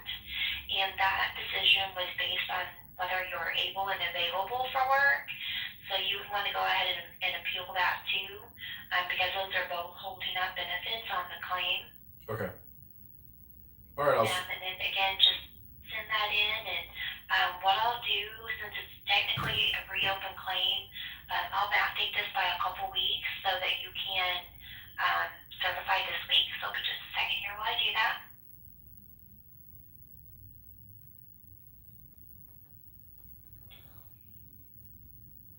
When I file this appeal, I can just log into the portal and submit the appeal in there.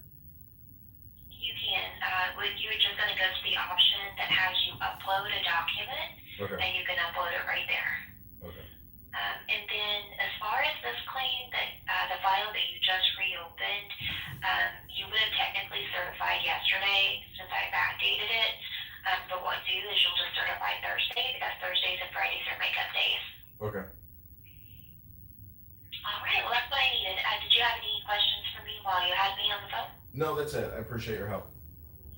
Yeah, no problem. Have a good day. Thanks. Bye-bye.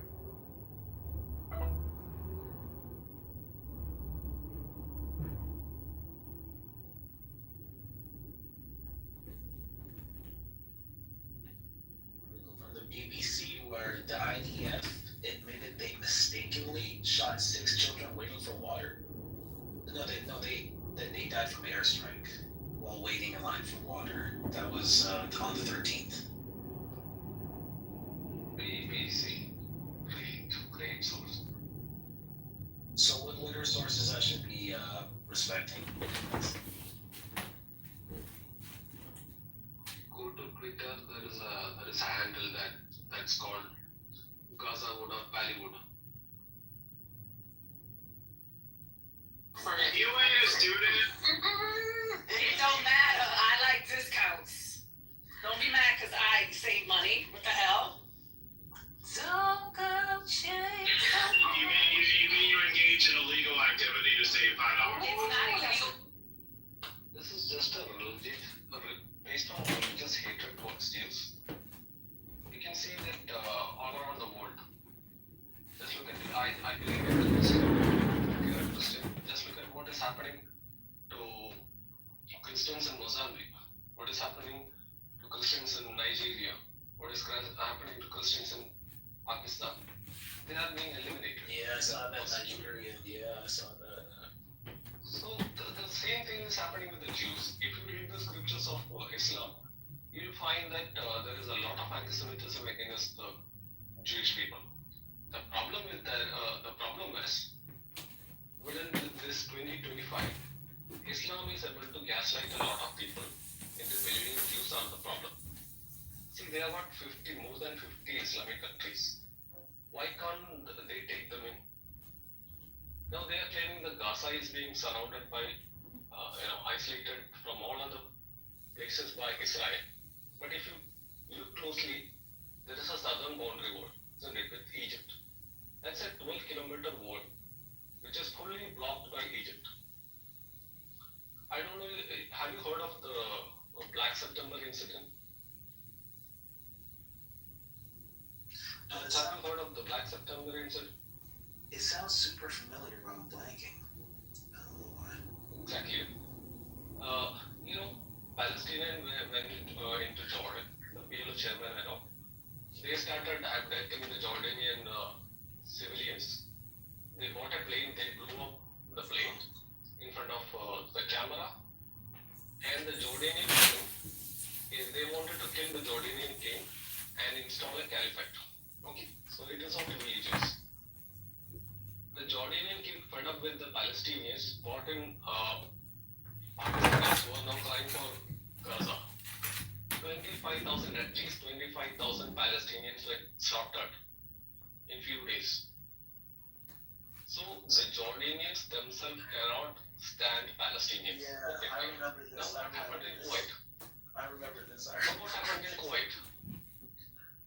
Do you know what happened in Kuwait? Oh, I don't know. I saw this. I actually knew, but I forgot. You just reminded me. Thank you. I don't know about Kuwait though. I know about like the Gulf War, but I don't know about what I think you're about to say. Okay.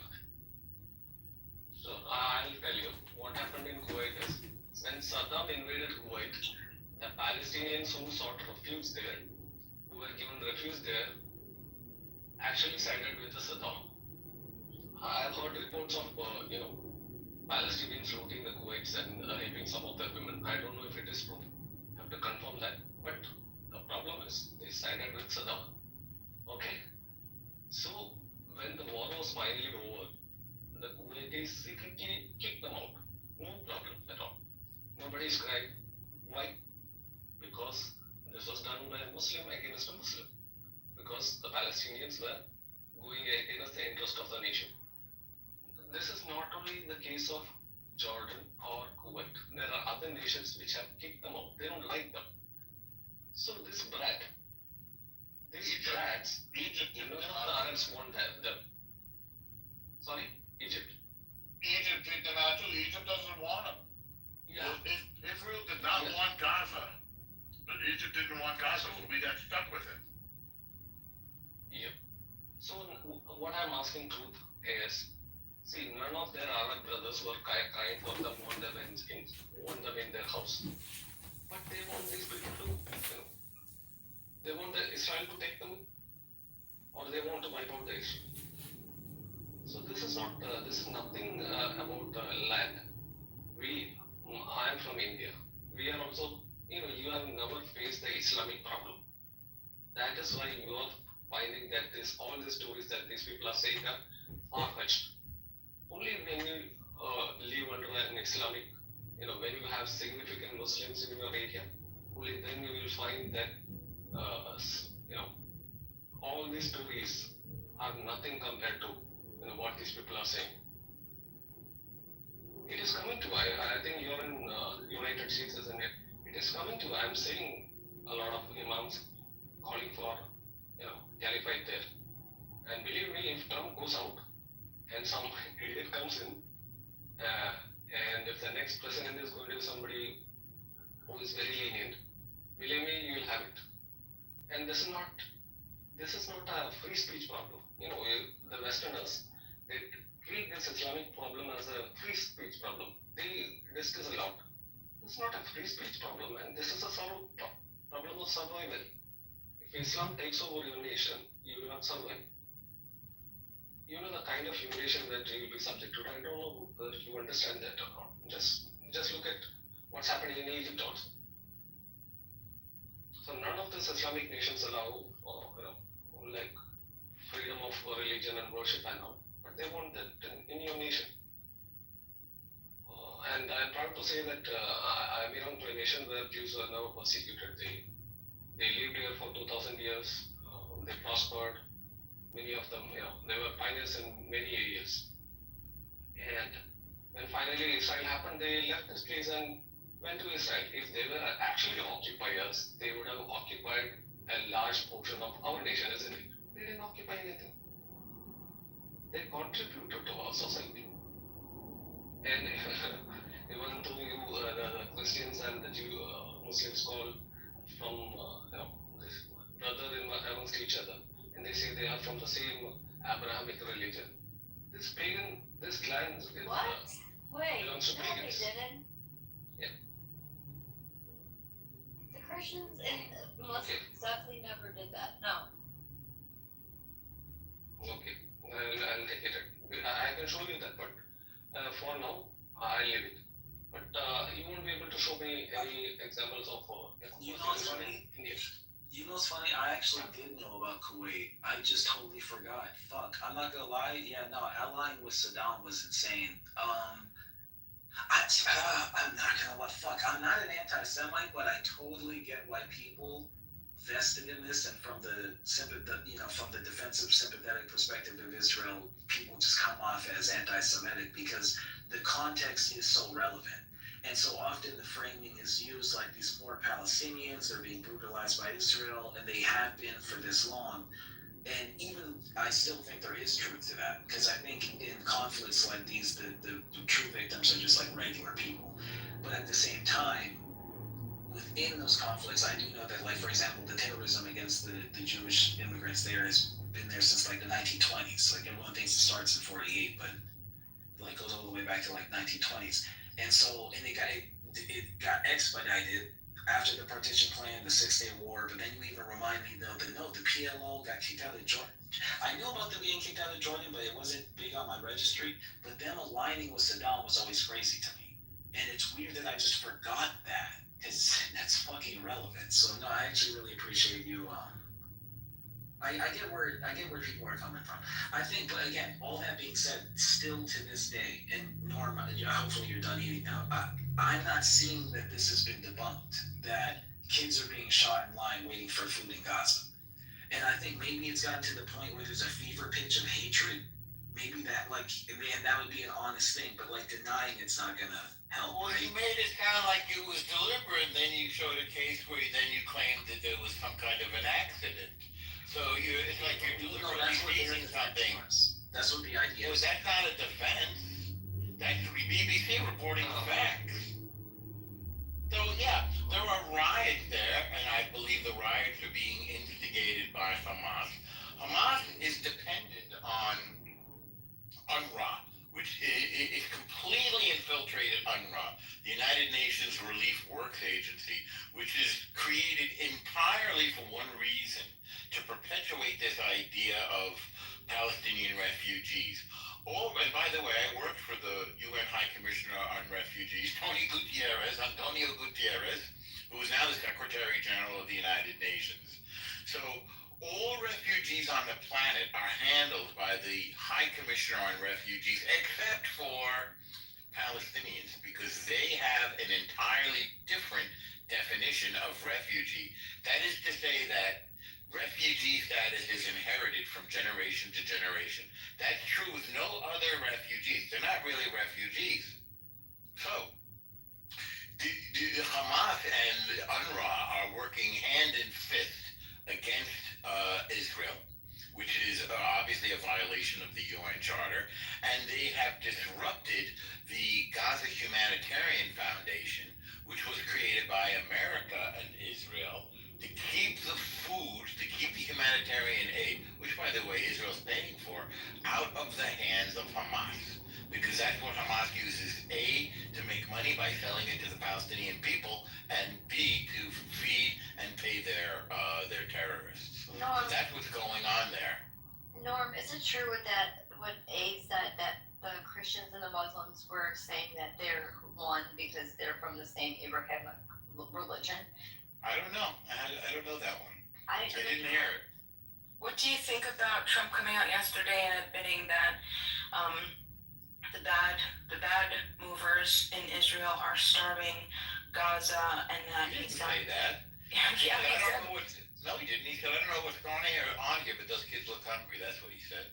he said that, no, he didn't say they look hungry. He said that they were starving, and it was clearly. He said they look he said, hungry from the you, picture. Well, you just he pulled said it up. starving. Yeah, go Yeah, find the quote. perfect. It's not a quote. It's a piece. It's a Not a piece. No, it's not a quote. It's just a video that you could hear him speaking directly. He uses the word starvation. That's what a quote is. Hold on, right, but I'm not saying pull up the quote. I'm saying pull up the actual audio of him speaking. Yeah, well, go listen to it. Right, and he uses starvation. He admits that they're starving. That's why he's like, we're gonna get them. Let's go. Listen, I'm not. I'll Okay, all right, I'll get it. Yeah. Okay. Good. Israel delivered 2 million tons of aid, and by the way, nobody in a war is obligated to feed their enemy, and the exceptions to the flow of humanitarian aid are the following. Number one, if the enemy can use it for an advantage, which Hamas was doing, and B, if the enemy can steal it, which Hamas was doing, which is why it was legitimate to not allow the aid to flow to Hamas and to come up with an alternate system. First, we tried that floating bridge, which kind of failed. That was America. If you remember, we spent a fortune on that, by the way. We also tried airdropping the aid in. In fact, right now, again, we're airdropping aid in by parachute. There's no attempt to starve people. The attempt is to keep Hamas from stealing the food. And we're allowed to deprive Hamas of food. Okay, I'm gonna have to go out because the talk, I can't listen to the video. I'll come back. But also, clearly it's not, you cannot do it because that's why Trump is saying you can't starve people indiscriminately. It violates. Anybody's starving. I think we don't have to feed our enemy. Right, exactly. Okay, and there are 4 specific rules of the Geneva Convention that talk about how you're right, and so they're violating that. Right, they're violating all. Okay, and that's okay. Well, you can. Right, so Trump is getting involved. So Trump is getting involved. Israel has provided 2 million. He doesn't like when things don't look good. I'll be right back. That's 1 ton of aid for every man, woman, and child in Gaza. How much do you eat?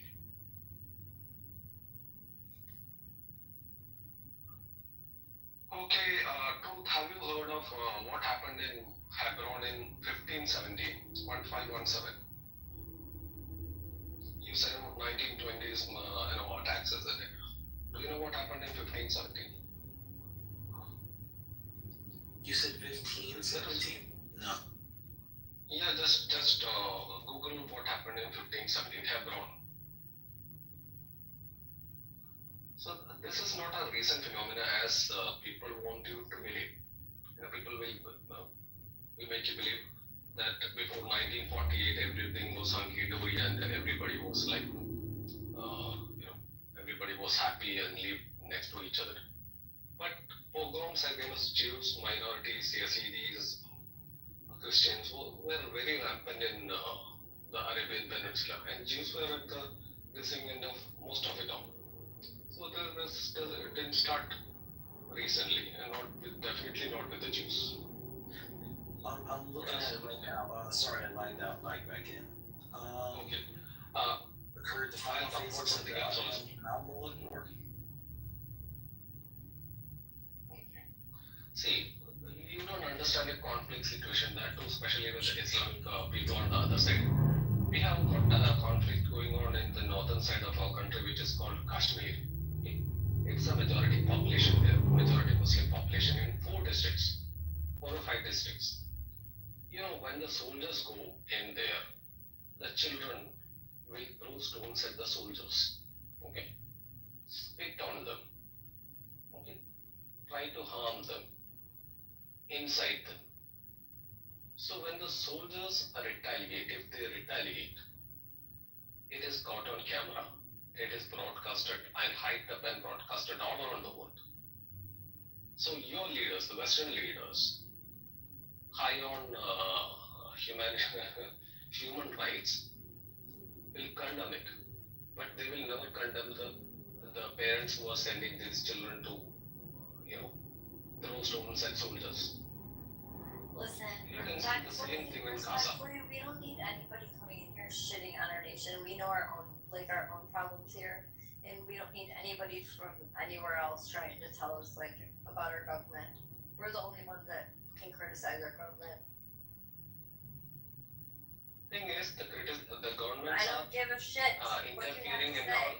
I That's a don't problem. give a shit. So I have to. You can say that it's if it is your internal matter, that's not a problem. But if they are interfering in our matters, then we have a right to talk, isn't it? So this is the problem. Now your own governments, especially in the European governments, are doing the same thing with their own citizens. What they are doing, they are importing this third world people who are very violent, who will never integrate. The people are crying. See, what happens in other parts of the world, it will eventually affect you. If your leaders are going to support the human rights and freedom of the terrorists, eventually in your own country, they will support them against you. Okay, well worry about We your. always had a problem with it. So, what I was saying is, when you deal with Islamist, it's a totally different story. It's not like a normal person. They'll try to fix you in any way possible. And the media and the foreign governments, they all interfere in it. That's the truth. Okay, I got it. Are you guys ready to hear the? Make sure Norm's there. Yes, I'm here. Okay, here we go. You know, they tend to forget it, but they can't forget that was one of the most evil things I've ever seen. And you just cannot forget that. So we're very much involved. The Prime Minister's involved. I'm involved. We're going to set up food centers, and we're going to do it in conjunction with some very good people. And we're going to supply funds. And we just took in trillions of dollars. We got a lot of money. And we're going to spend a little money on some food. And other nations are joining us. I know your nation's joining us. And we have all of the European nations joining us. And others also fold, and they want to be helpful. So we're going to set up food centers and where people can walk in and no boundaries. We're not going to have fences, and they can't. They see the food from 30 you would say yards away, and they see the food. It's all there, but nobody's at it because they have fences set up that nobody can even get it. It's crazy what's going on over there. What if I told you learning AI could change your life? Let's be real. Most people will No word starvation. Hold on. It's coming, starvation's coming. Hold on, I got it up. Well, it's going to be working with the United States. We'll be helping with the food. We have a lot of access to food. We get a lot of food ourselves. And we're going to bring it over there. We're also going to make sure that they don't have barriers stopping people. You've seen the areas where they actually have food. And the people are screaming for the food in there. They're 35, 40 yards away. And they won't let them because they have lines that are set up.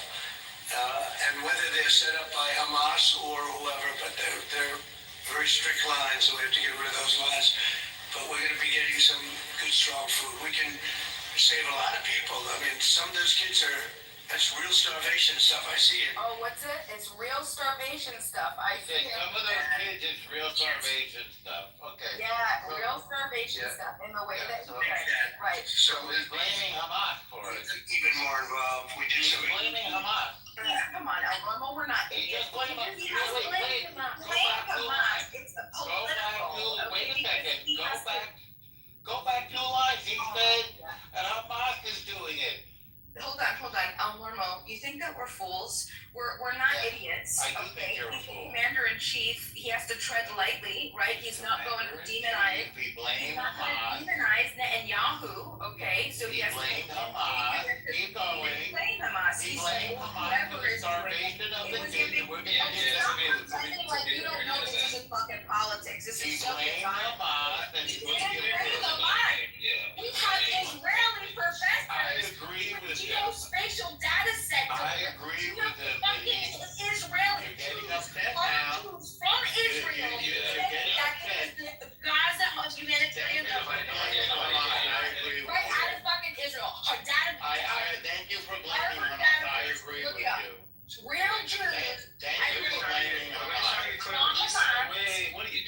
we're trying to clean with Trump. Okay, so it seems like Trump did say starvation. Now we don't know who he's saying is responsible for the starvation. Yeah, He well, did he say said some kids are. Play it Well, again. he said Hamas, he said or whoever. He did say Hamas or whoever. So I mean, you know. Yeah. He's not saying Israel. He's saying Hamas or Palestinian Islamic Jihad. Okay, what else? I want to hear more. This is a good one. Then don't talk over it so we can all hear it. She doesn't need to hear it. We interrupted to talk about starvation. She stopped it and submitted to starvation. All right, okay, here we go. No, I want to hear some more. Go ahead. Play more. I've conceded on a lot of Everything is by Hamas or whoever, but they're responding, so we have to get rid of those lines. Wow. We're gonna be getting some good strong food. We can Good strong food. I agree. Some of those kids are As long as it doesn't go to starvation stuff. I see it. Restrict lines, so we have to get rid of those lines. But we're gonna be getting some good strong food. We can save a lot of people.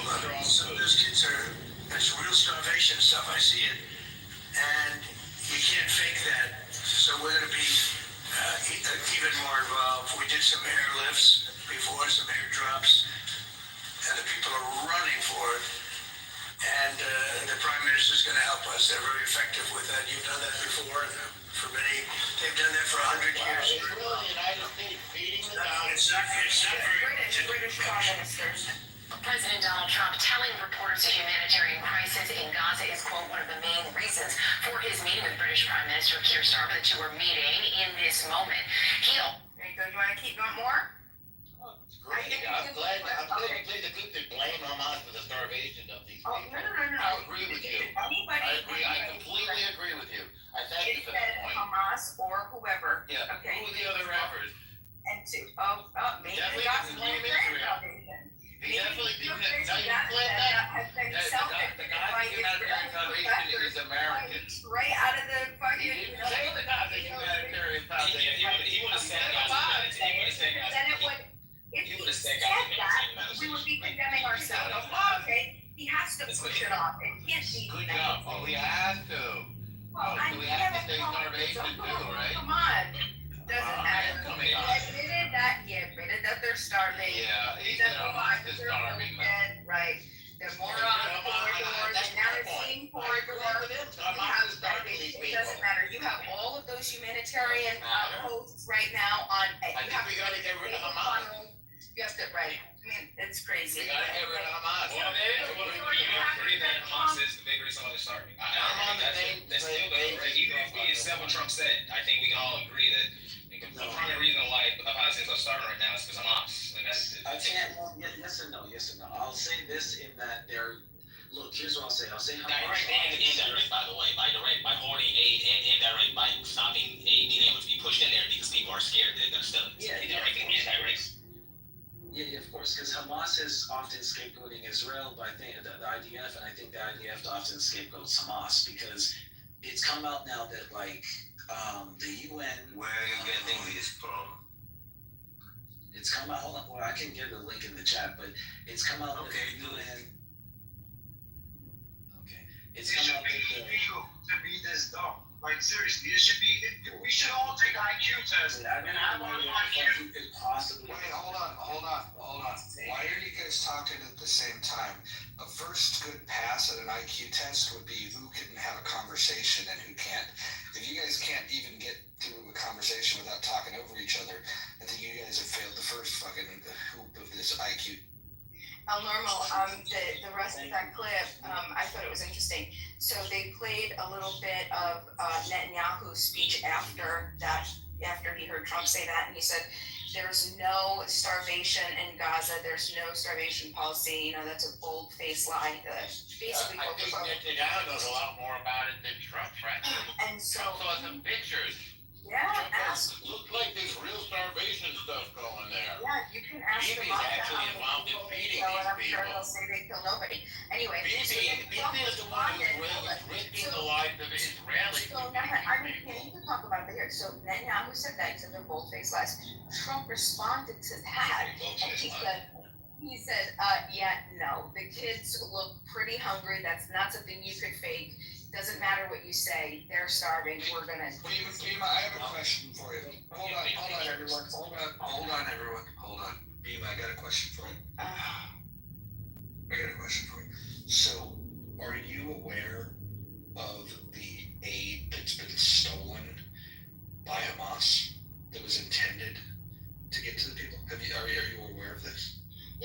I've heard about it. Yeah, I sure have. So I'm not educated on it. So what do you think of Hamas stealing the aid? I think that Hamas stealing aid, I mean, what are you gonna do? Right? You're in a war. If you're not allowing a people to be sustainable, they have no other source. You can't starve out Geneva Convention.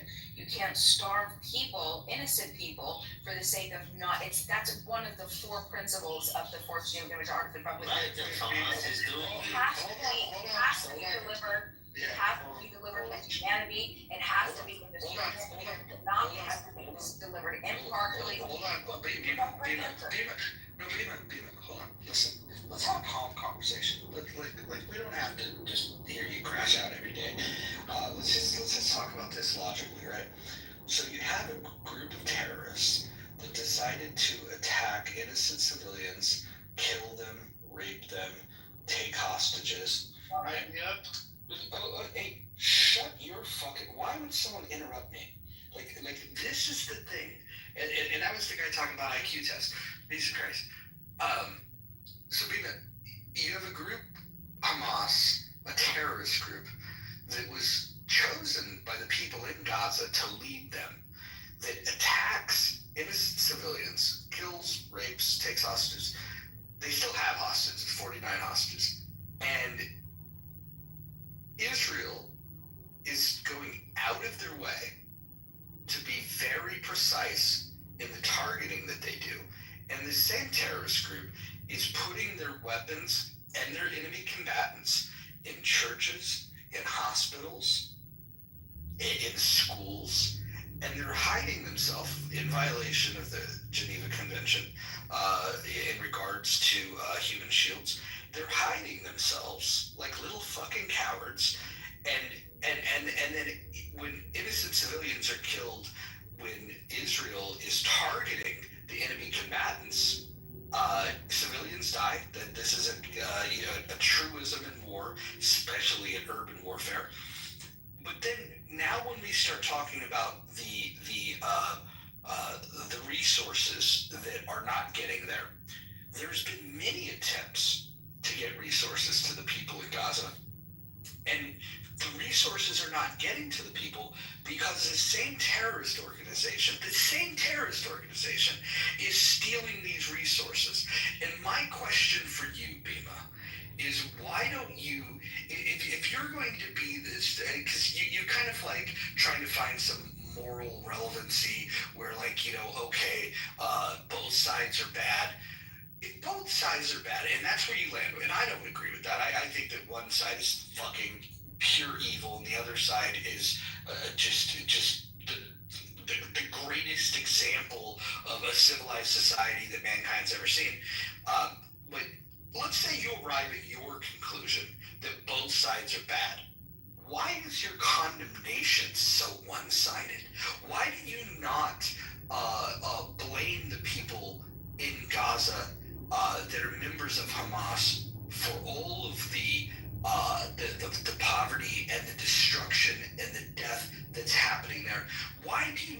I've never heard you put the blame on the terrorist group that is in Gaza, and I'm just the very terrorist group that is still holding 49 hostages, and these hostages are not the hostages in the traditional sense that you see in war, where you take enemy combatants and you hold them hostages, and then you negotiate the release and that sort of thing. We're talking about taking innocent civilians and holding them hostage, and I have never once in any of these conversations ever heard you condemn them for any of those acts. In fact, all I've heard you do is say how bad Israel is. So I'm just not going to reply to you. We've, being intellectually dishonest, everybody that was in this room. Wait.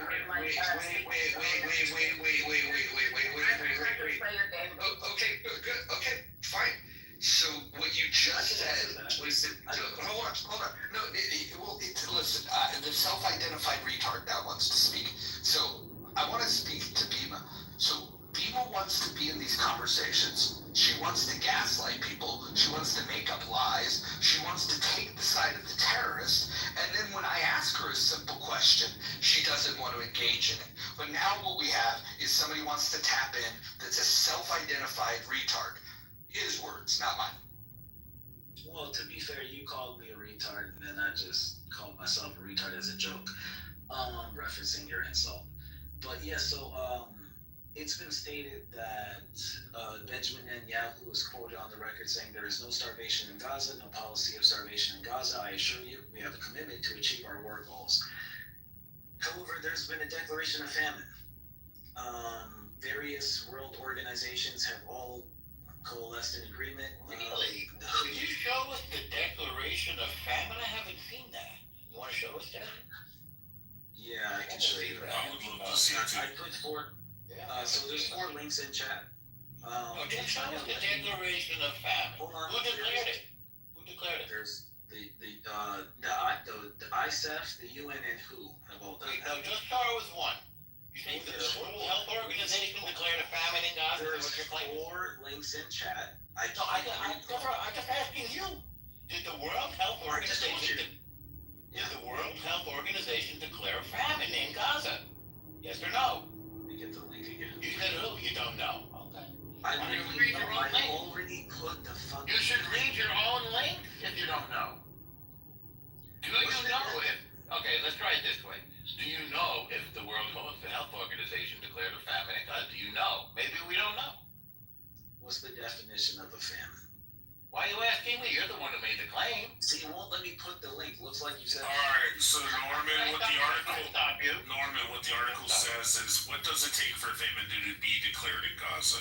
Gaza hunger crisis. Watch this. Gaza hunger crisis worsens by the day, but it's still not been declared a famine.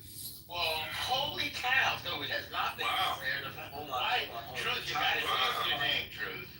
Truth, you gotta change your name to Falsehood. Hold on. Why would I hold on? Is it this one right here? Why would I hold on? This is So truth, you know, you take it from these situations. Who declared a famine? It wasn't the World Health Organization, I guess. So who did? Fair enough, but someone did. Hold on. I read 4 articles back to back. Hold on. Before people beat him up, listen. When somebody acknowledges that they were wrong, we should just move on, because not enough people on this app do this. This is one of the things where I want to compliment Truth. He did something that's very difficult to do, especially in a hostile environment where people are yelling and screaming and whatnot. For him to say, okay, I was wrong, I think we could just accept that he admitted defeat on that position. And we could. Thank you, I appreciate that. And it was the IPC. The IPC declared the famine. The IPC. What does that stand for, IPC? Insane Clown Posse? Actually, I'm reading it from the article side. Okay. That's quick back. Hold on. Wait, what are the names of the guys in Insane Clown Posse? Crazy Harry? What are their names again? What are the names of those 2 guys from Insane Clown Posse? I honestly don't know. Sorry. Oh, they got funny names. Let me see if I can find them. Norman, here's what it says. Worst case scenario of famine is happening in Gaza. Food crisis expert said. It says the integrated food security phase classification said Gaza has teetered on the brink of famine for 2 years. Shaggy Two Dope. Was it Shaggy Two Dope or was it Violent J? Those are the guys. Violent J is one. Maybe it was Shaggy Two Dope. You're right. I think it was Shaggy Two Dope who declared a famine in Gaza. I mean, that's the issue. Like, all these medias, like, they say, Israel's genocide, famine, and then, like, these are established kind of, like, okay, I take these seriously. And I take it, if you're just a genuine person who's not that tapped into this, you're just looking at media, then yeah, you would get this idea. But, like I was saying in the chat, yes, they have brainwashed a lot of people. I know it sounds kind of crazy, like, UN, they understand all these, prestigious organizations are just saying lies. Yeah, actually, they have been. It's kind of.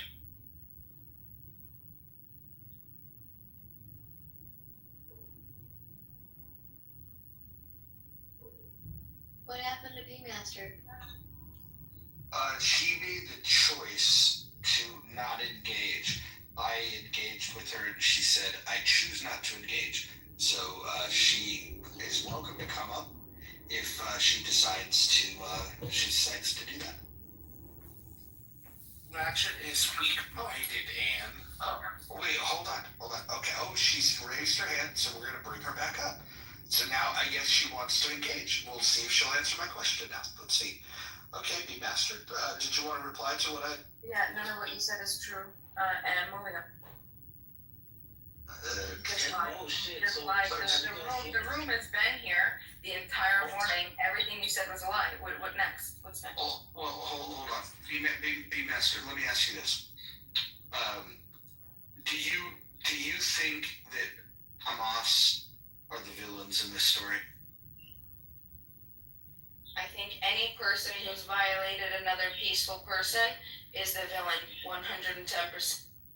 Got it. So if somebody initiates force like Hamas did, you would agree that the other side, you would agree that the other side then has the righteous right of retaliation. Of course. There we go.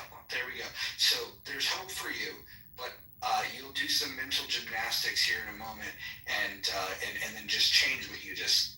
No, I've been consistent, and you won't find any type of inconsistencies is what I've said. I talk about it every day. I'm 110% consistent for whatever reason. Why do you talk about it every day? Can I ask you this? Well, hold on. Let me ask you this. That's fine. I'll accept being bullied. There's worse things to be. You could be disingenuous. You could be you could be an anti-Semite. There's a lot of things. B Master, let me ask you this.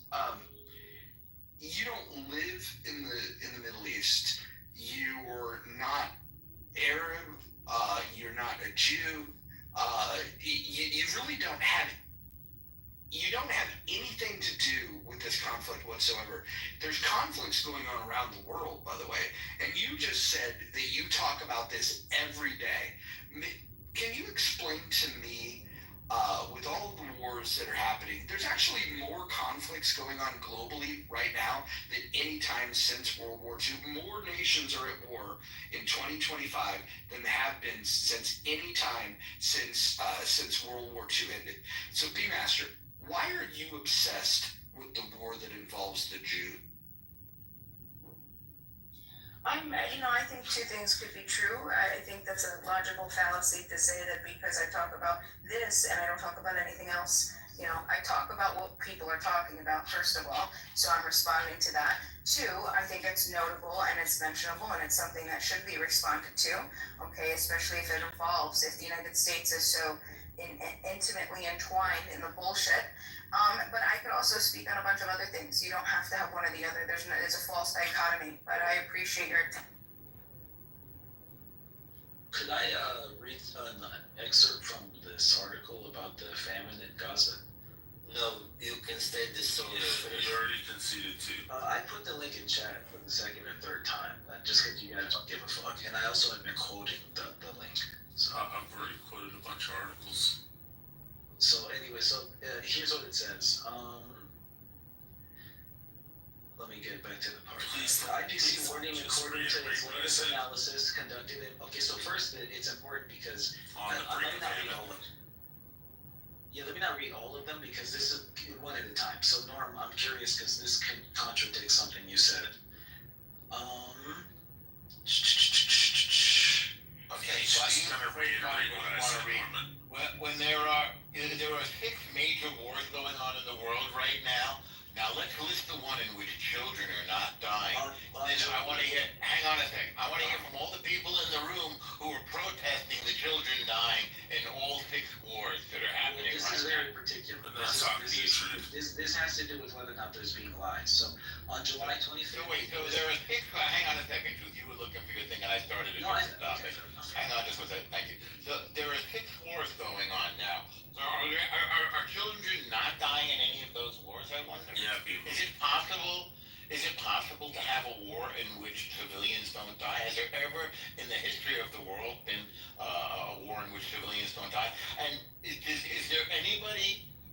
show me one single bit of evidence that Israel is intentionally killing civilians or even allowing them to die? Yes. Keeping in mind that Israel is perhaps the only nation that moves people out of war zones before they attack, that spreads pamphlets and knocks on roofs and makes text messages and makes phone calls to civilians in order to preserve their life.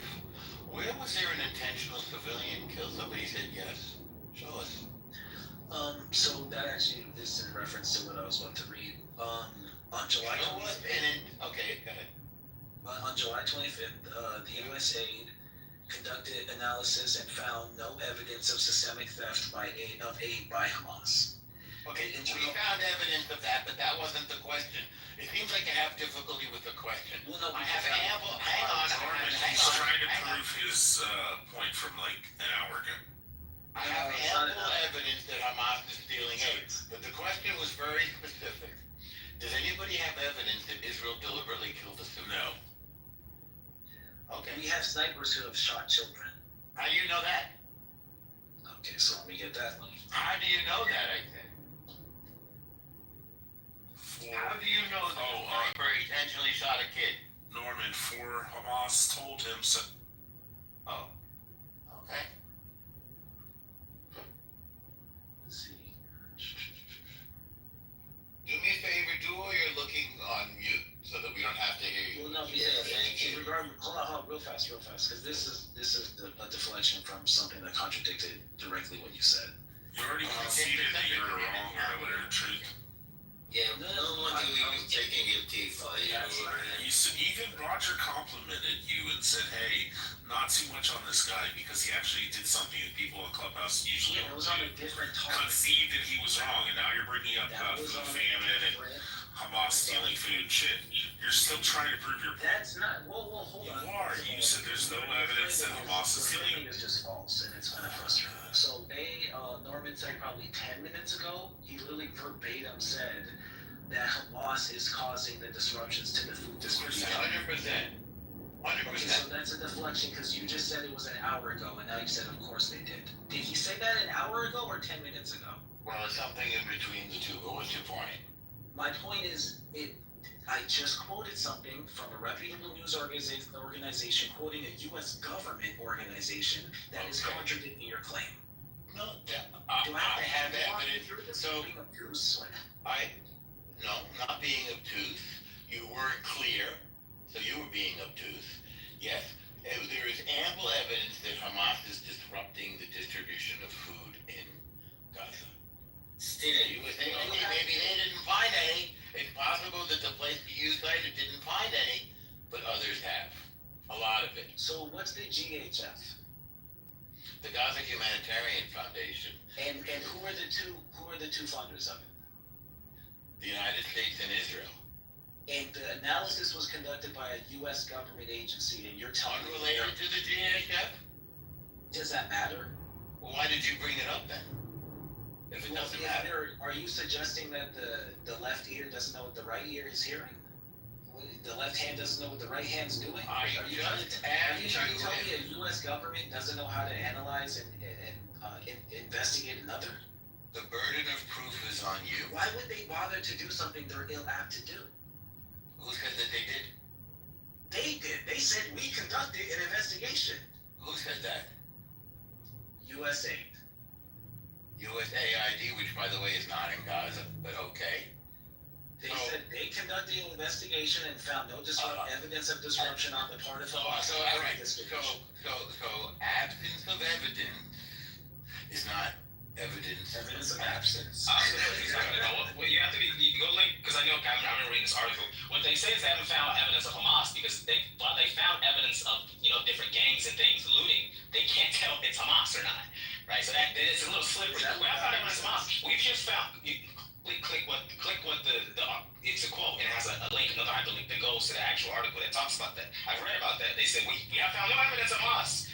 And if you read the article where it says we haven't found evidence of Hamas, it's like, oh, we found evidence of like, different gangs attacking and stealing food. You don't know if that's Hamas. That could be anyone. It could be anyone. It's like, okay, sure. But yeah, So your argument is a ragtag group of gangs is causing No, well, one, I don't know what North's argument is. My argument right now is that it is Hamas stealing it, but these people, they don't have systemic evidence. They don't have 4K evidence of Hamas saying, yes, we're Hamas and we're stealing this aid. What they have is a bunch of video proof of Hamas going in and disrupting, shooting at drugs, taking drugs. That's what they have evidence. I have video of them standing on top of the trucks with their masks on with guns, commandeering the trucks, and shooting at the people who are swarming around it. So there's video. No, that's no way. Those Hold on, Dina. the Hamas There's video of it. We've all seen it. I'm sorry. Truth, would that be sufficient evidence for you to concede?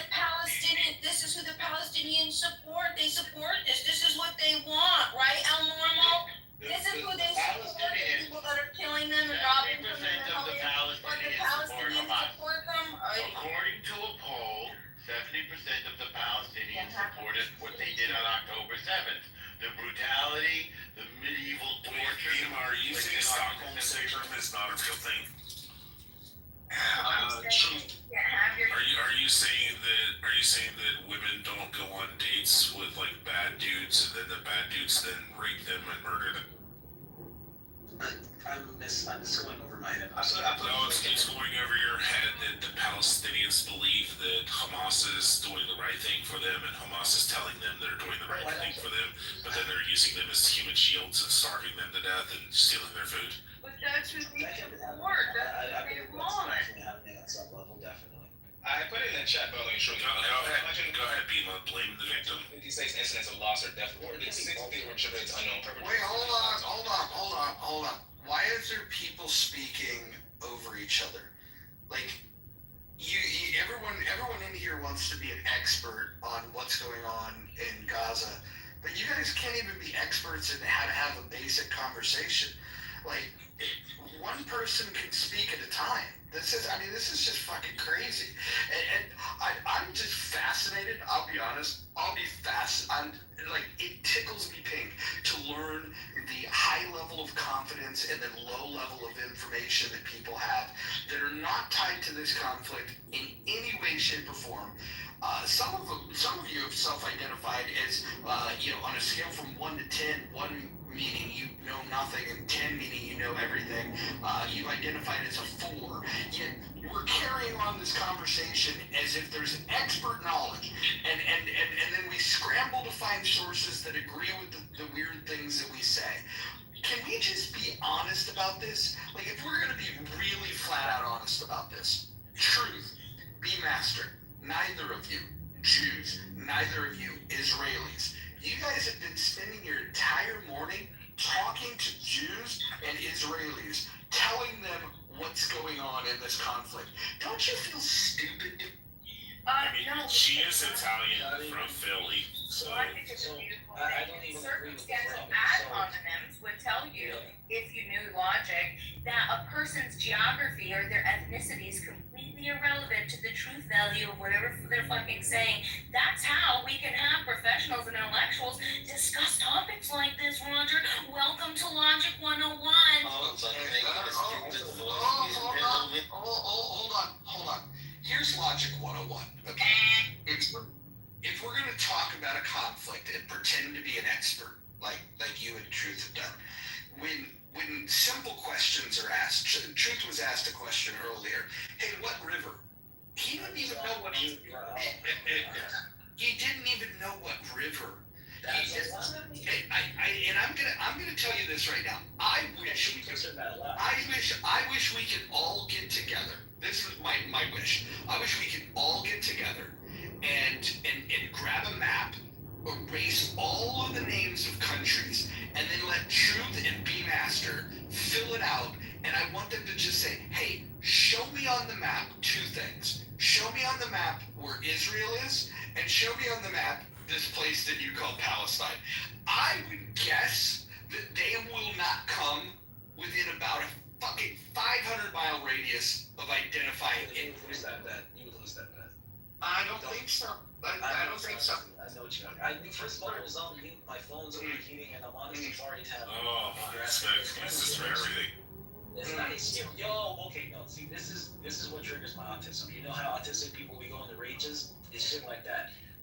The disingenuousness of this. So you're gonna tell me, while you're here on your app yourself, that if you're reading a fucking article because someone asked you a question, and then they ask you another question, and you gotta swipe between tabs, go to Clubhouse, and hit the unmute button. There's not a fucking delay. True.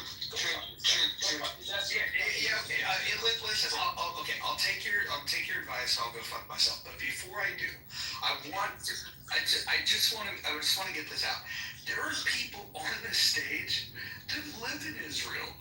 There's people on this stage that used to live in Israel. There's people in America. Hold on. There's people on the stage that plan. Hold on. There's people on the stage that plan on returning to Israel.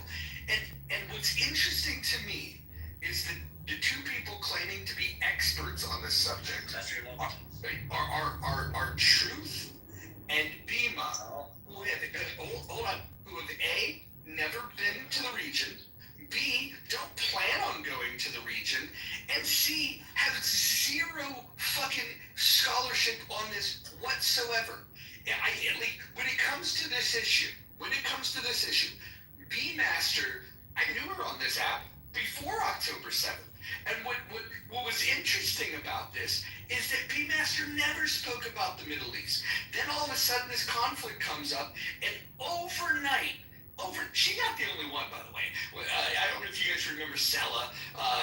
She was somebody that would go in and talk about, all kinds of nonsense. And then October 7th happens, and she became an expert. Everyone, it's the same people that were COVID experts. Now they're experts on world history, specifically pertaining to the history of Israel. And then if you talk about any warfare, they're experts on strategy. They're experts on geopolitics. You guys are experts in everything. It's fucking amazing how smart you guys are. The problem is that you guys have no humility, and you don't understand how ignorant it sounds when you have a high level of confidence and a low level of information. Truth, I have a simple question for you. We can figure this out.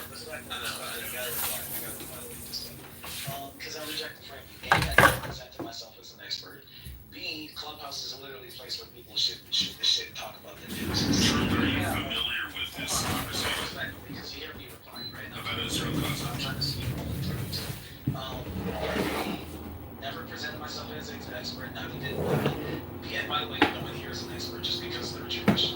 That's a ridiculous. I love you to say that being, because when I go and find a Holocaust survivor who agrees with us, you just shut the fuck up. Anyway, let's go. Hold on. This is interesting, right? So this is exactly the point. You just said, if I go find a Holocaust survivor that agrees with me, will you shut the fuck up? I'll tell you this. You can go fuck me. Here's a challenge to you, Troop. Go find yourself, bring a Holocaust survivor onto this app, because I can produce one on this app. We can produce one on this app today, right? That will come in here and we'll talk to you about this. Can you produce a Holocaust survivor to jump on a club? 87-year-old Holocaust survivors that stopped the genocide. No. That's not the question. I will bring one on to Clubhouse that you can speak to directly. Your point doesn't stand. Your point doesn't stand. Your point doesn't stand.